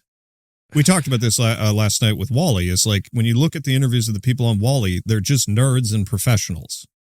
Now Hollywood looks like this. This is what you get. But Republicans control the media. This is time for a revolution. It's time for it, and they don't even know that's what they're starting. You know, some very rich old white men are fuck you. I'm sorry. Exerting their power to suppress our own people, thus creating a feeling of civil war in the streets, preparing the haters to hate, teaching them how to shoot. They're not even trained right, to kill. This is all a preparation for a very insidious problem that's happening in our world. And for me, I have to speak out that we will not be iced out. This is not going to happen. They can't take us all down. If the whole world showed up on Putin's doorstep or on the Iranians' doorstep or in Washington. Putin, the Iranians, and Washington. Globetardism? Globo-homo? What? I mean, I know we have a podcast and we spout off our stupid opinions about everything, but I mean, if you're a movie star and you got millions of fans, maybe just stick to doing that. No, they can't. They can't help themselves. They can't help themselves. And this is what's crazy about actors, right? They get into the character of some hyper intelligent person, right? He played Gus Fring. And Bryan Cranston played Walter White. And both of these guys are so full of themselves, it's unreal. But I just don't think they ever got out of character. They think that by pretending to be smart, they became smart. No, that's why he's wearing the dumb glasses. Well, yeah, those are the smart boy glasses, and that's the smart boy hat, and he's got the smart boy whatever that is. Scarf? Yeah, I mean, I don't care. I don't care. I don't know. I mean, I do know why all these celebrities have to say something is because they're all, part of the system. Mm-hmm. They don't have a choice. But I mean, to be part of that system, to be an actor, you basically have to be intentionally schizophrenic and the biggest sellout on the planet. Yes, these are not normal people. You're right. Yes, they're not people. Ooh, they're programs. Yes, yeah, they're really good at pretending to be other programs. Yeah, I'm not saying they're not human. I'm just saying they're not full people because they spend their entire career is to pretend. Yeah, and that's fine, but it does stuff to your brain, especially and fame and money. That all changes your brain too. So it's why would we listen to a guy who is from a very special corner of the asylum? Because he dresses well and they pay him millions of dollars. He's on the side of the people, and he's mad at mean white men. you know, again and again and again with this open racism. Just like, oh, yep, they're bad because they're white. I mean, there was a clip going out around this week that was just like, it was so disgusting. It was these two women doing some kind of a podcast, they're big famous women, you know, and they were saying stuff like specifically this, white evangelical Christians are the cancer of this country.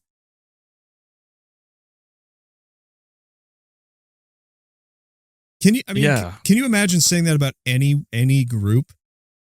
I mean, what if the roles were reversed? I mean, I know you can, right? But like, and they get away with it because it's the wholesome Chungus revolution. It's in line with what the state wants. And it's virtue signaling to just betray any principles, not have principles. Oh, racism is the greatest sin ever, unless it's directed at white people. Overgeneralization, the greatest sin ever, unless it's directed at white people.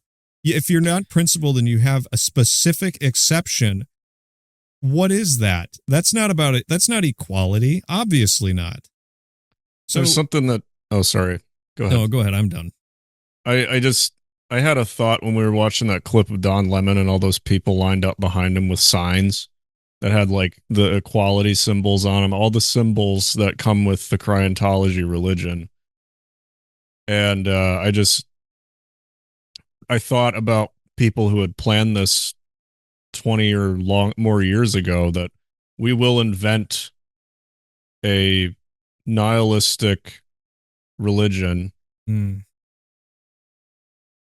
we will slowly creep it into everything, and it will take many different forms, but ultimately it will just be a rainbow of bright colors that prove that they are programmed.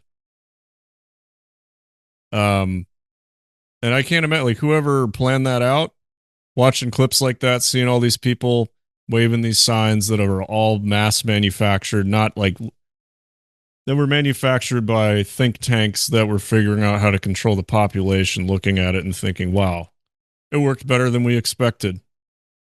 There was a quote from, I think it was Albert Pike. We will unleash the nihilists and the atheists. Let's see here. And we shall provoke a formidable social. I don't know if this is real. There's people quote this all the time. Let's see. The Third World War must be fomented by taking advantage of the differences caused by the agentur of the Illuminati between political Zionists and the leaders of the Islamic world. The war must be conducted in such a way that Islam and political Zionism mutually destroy each other. Where is this? Then everywhere the citizens obliged. Let's see. Meanwhile, the other nations, once more divided on this issue, will be constrained to fight to the point of complete physical, moral, spiritual, and economical exhaustion. We shall unleash the nihilists and the atheists, and we shall provoke a formidable social cataclysm which, in all its horror, will clearly show to the nations the effect of absolute atheism, origin of savagery, and the most bloody turmoil. Then everywhere the citizens, obliged to defend themselves against the world minority of revolutionaries, will exterminate those destroyers of civilization, and the multitude, disillusioned with Christianity, whose deistic spirits will from that moment be without compassion or direction, anxious for an ideal, but without knowing where to render its adoration, will receive the true light through the universal manifestation of the pure doctrine of Lucifer brought finally out in the public view. You just made me think of that, because that we will unleash the nihilists and the atheists. I'm not saying Albert Pike was right, because, I mean, he was a 33rd degree Mason and, you know, a Confederate and a bad guy or whatever. I mean, like, but you made me think of that line. Because these people are being trotted out here to do something, aren't they? How about Ethan Hawke? He's looking pretty old. They really got to hold the camera up higher so you don't have to look at these people's old necks. You know, they do all the work up here. They don't do it down here. Scared about what I was going to say until the last couple of years, where you feel like, oh, I have to be careful, or what? I don't know, but there's a kind of fear in the air that I've never felt before, and it's not America. to get to be an artist in a free country, I've had enough of an education to know what a privilege that is, and I don't feel that way anymore. He doesn't live in a free country. Oh dear. I feel so sad for him. Oh man, but you know who really counts? Ben and Jerry's. Oh God. Because these fools who are supposed to make ice cream always have to they always got to get a word in. I was prepared to make a special ice cream today to memorialize and celebrate the life of Renee Good. But now that Alex's murder makes it clear that the murder of Renee and the government's lies were not a mistake, but standard operating procedure, I just don't have it within me. We all live in Minneapolis now. Crap.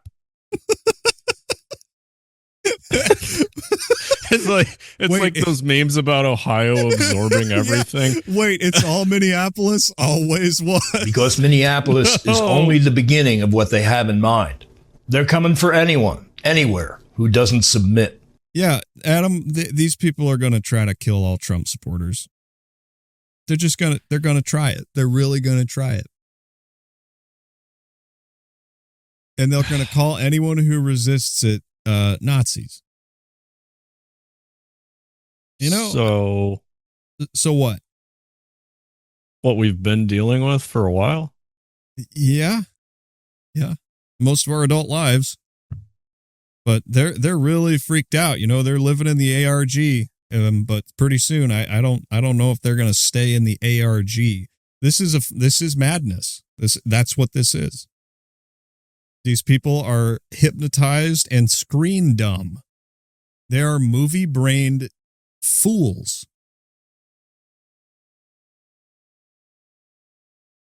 They dress up like Batman to talk to city council. And they stop making ice cream because they're so hurt.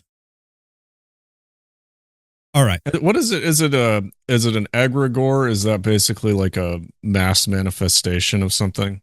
It's the, well, let's just look it up so I don't get it wrong. I always spell it. Oh, I see. An autonomous, non-physical thought form or collective entity generated and sustained by the shared emotions, beliefs, and focused attention of a group. Yeah, they've been wanting a regime forever. Oh, they want it so bad. They're manifesting it. Yeah, they want it so bad. They actually subconsciously want to live in an adventure movie where they are Indiana Jones fighting Nazis. Well, they need it to prove that they were right. To make sense of the last 25 years of their lives. Millennials especially need this. Like that woman was saying in her clip earlier, we've been waiting and waiting and waiting, and it better friggin' pay off, because if it doesn't pay off, that's 25 years down the tubes. That's unknown numbers of relationships that could have worked out. That's career paths that could have worked out. That's normal lives that could have been lived, destroyed by this promise of a revolution. It's not coming. You guys are crazy. You're not going to get it. Like, you don't. I mean, they're going to be convinced they are getting it. But perhaps that's what scratches the itch and makes the cognitive dissonance go away. Yeah, is they need to witness these terrible that actually set them up. Like, drive baby drive. That's an egregore. You created a martyr by being stupid and doing exactly what would cause martyrdom to happen, being so outrageous and obnoxious that eventually something goes wrong, and now you have a point that you can look at that says, yes, I was right. And now we have an enemy. Because it's more about your being right than it is about the truth. You know? Mm-hmm. And that's when it gets real spooky. It's like, I will be right, and I will make this right. And you can pretend all day. I mean, there was a whole section in That Hideous Strength. I got to push the button. That Hideous Strength by C.S. Lewis. There was a whole section in there about a guy being like, we'll just replace all the trees with fakes. They don't grow old. They don't decay. They don't shed leaves. Why wouldn't you want the fake one? What's the benefit of having a real tree?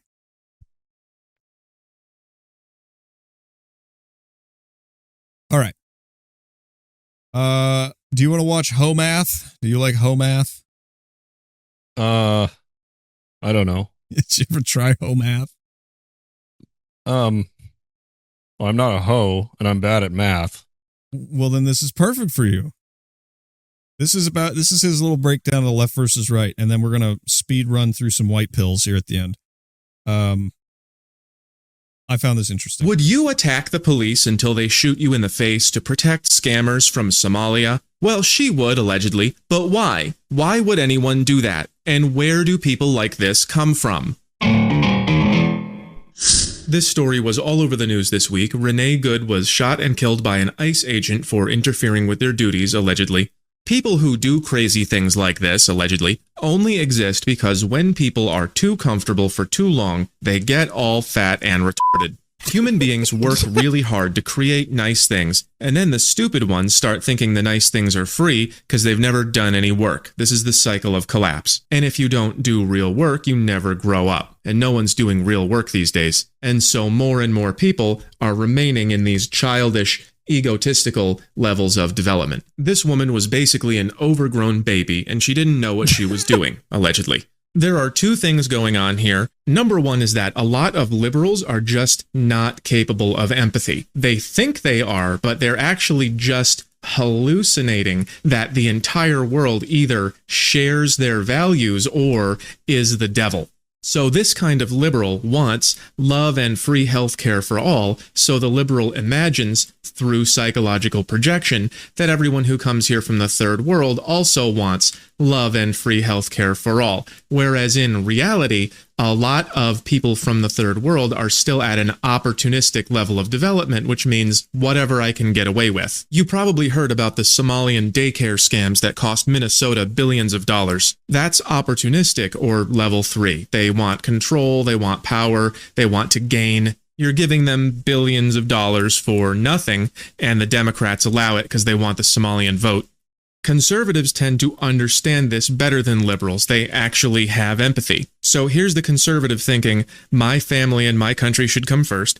And then when he thinks about what the third world thinks, that's thinking about thinking, he understands that a lot of them are just not like us at all and also not very friendly. But the liberal, who is just in love with his own wonderfulness, he assumes that everybody in the world wants the same things he wants. And that's not empathy, that's a projection. That's what happens when your empathy is developed to the level of a 3-year-old because you've never had. This is why I like this guy. Sometimes he's a little too autistic for me, but this one was a banger. To do anything difficult in your pathetic life. At this low level of empathy, you're going to assume that everybody has the same desires as you, or they're just a bad guy like Darth Vader. And now you understand liberals and why they hate you for caring about your country. They think that you are being mean to the innocent babies who just want free health care. That type of liberal is either a retarded psychopath or a retarded psychopath with a fake degree in gay crying or victim studies. This video... You see why I like him? Is not going to cover the regular psychopaths, the people who call themselves classical liberals who actually just don't know what century it is, or the naive white boomers who think that being nice makes people be nice back. The other kind of retarded psychopaths, which is to say not the naive ones, are bratty, entitled women and their simps, which is how this relates to our dating breakdown. Women like Renee have been told that they are all 10s all the time for so long that they can't even conceptualize being wrong. They just make demands and wait for them, and if they don't get their way, then they try to run over the cops. These are the times we live in. About 48% of white women, usually the fat, ugly, insane ones, are actually using their political power to make sure that anyone in the world can walk into your country and steal from you. And it's all because we let them become a bunch of spoiled brats and naive little children. I think, what's that? Oh, I was just laughing. Yeah, I think that's a pretty good analysis. I don't agree with the single variable conclusion, but I certainly think it's not far off. We have a lot of spoiled adult babies. That's the problem. People who are afraid of the truth because it might hurt. Well, and people who don't realize how harsh the world actually is. Yeah, and that's the difference between, being a grown up and not being a grown up. Like, life is pain, and pain grows you. It makes you grow. It's why lifting works the way it does, right? It's why all this exercise that a lot of people do. Not myself, I'm terrible at it, but it's why people get in shape. They put themselves through hell so that they're not always in hell. Well, when you're a big softy mentally, you live in hell. You do. You have to constantly shift positions, act, change hats, defy your logic, somehow deal with cognitive dissonance, and it muddles up your brain, and then you get on SSRIs, and then you can't think anymore. All you know is pain and dulled pain. It's like living in a box where you're like the door latch is right there. All you have to do is open it, but you're too busy crying about being in the box. Like it's a truly lowered state of consciousness to live in that kind of a world. But some people prefer it because they think that the world of their own torment is better than the torment they might experience on the outside. And that's what keeps people frozen in time. They're afraid to grow up.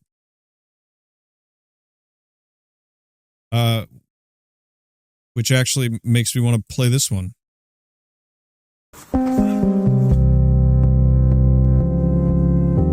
The last time people faced actual fear, particularly physical danger, like anything where they could actually get hurt. Why should they experience it? Because I think that if you don't experience real fear from time to time, you don't experience real danger and other things, then your mind just sort of creates fears out of nothing. I mean, like when I travel, like when I'm in airports, I always hear people like stressing the travel experience, like, oh, what do we do with security? What do we do here? Like, what if we miss the flight? What if we... And you're like, chill.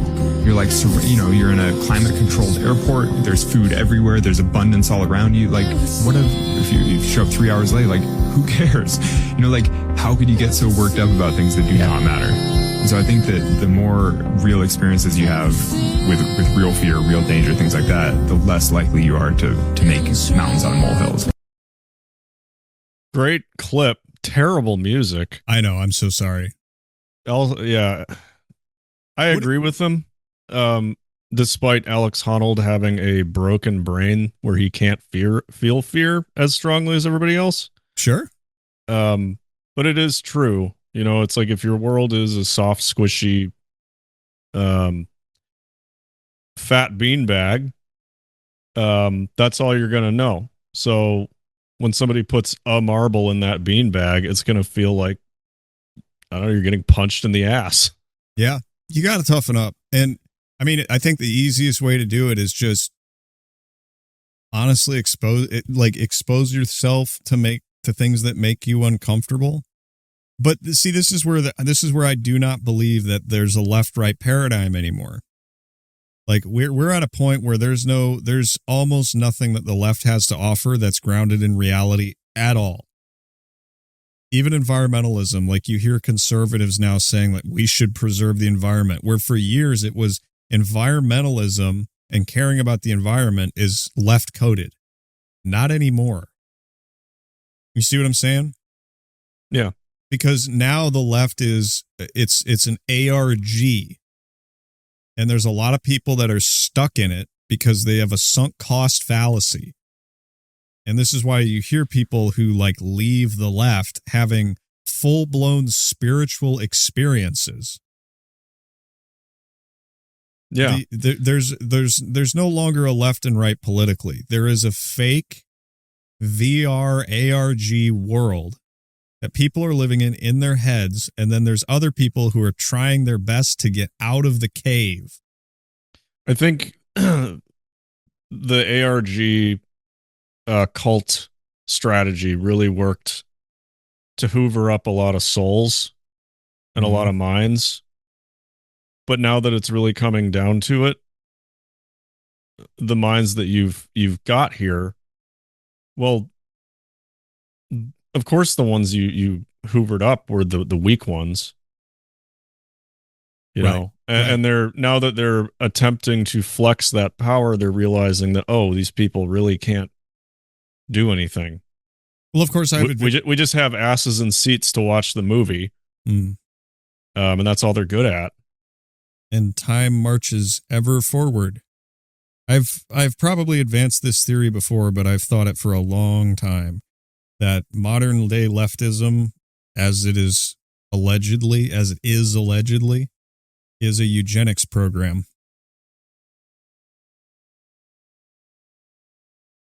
Yep. And there used to be part of me that was like, we should warn them.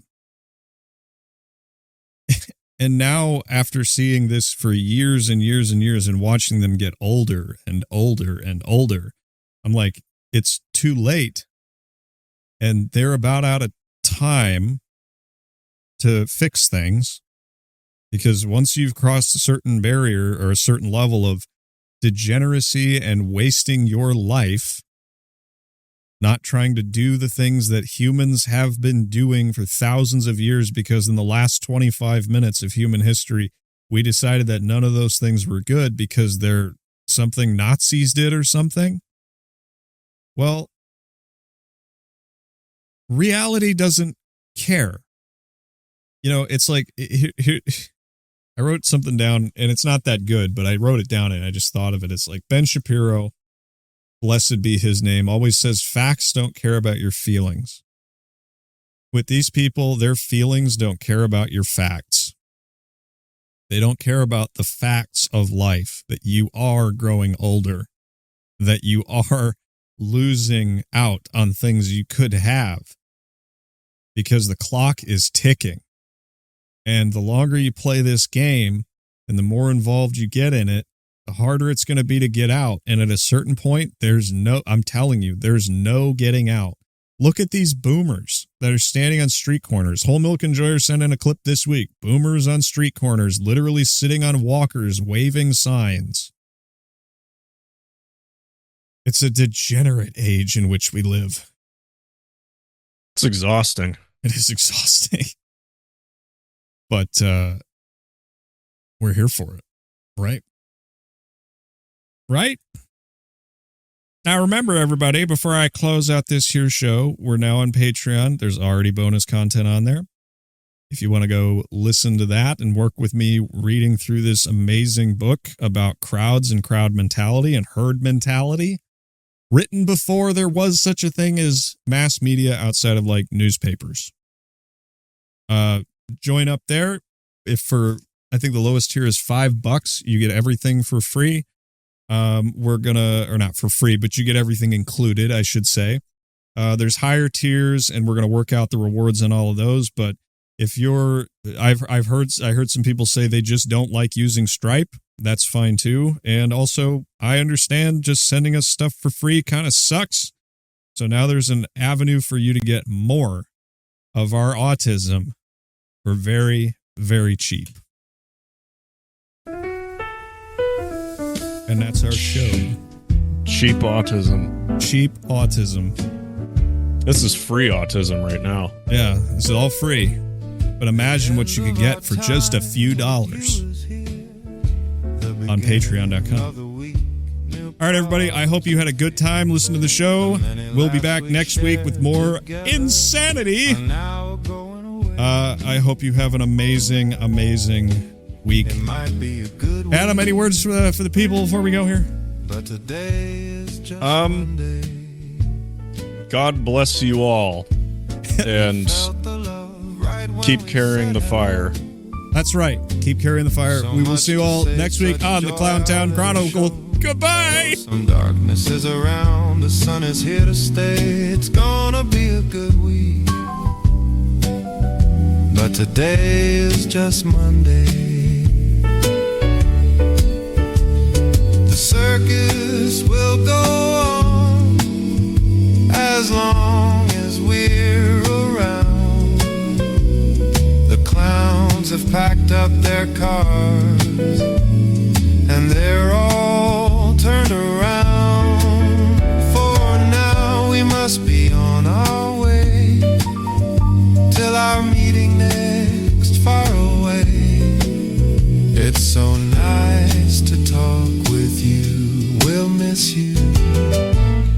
We'll see you next Monday.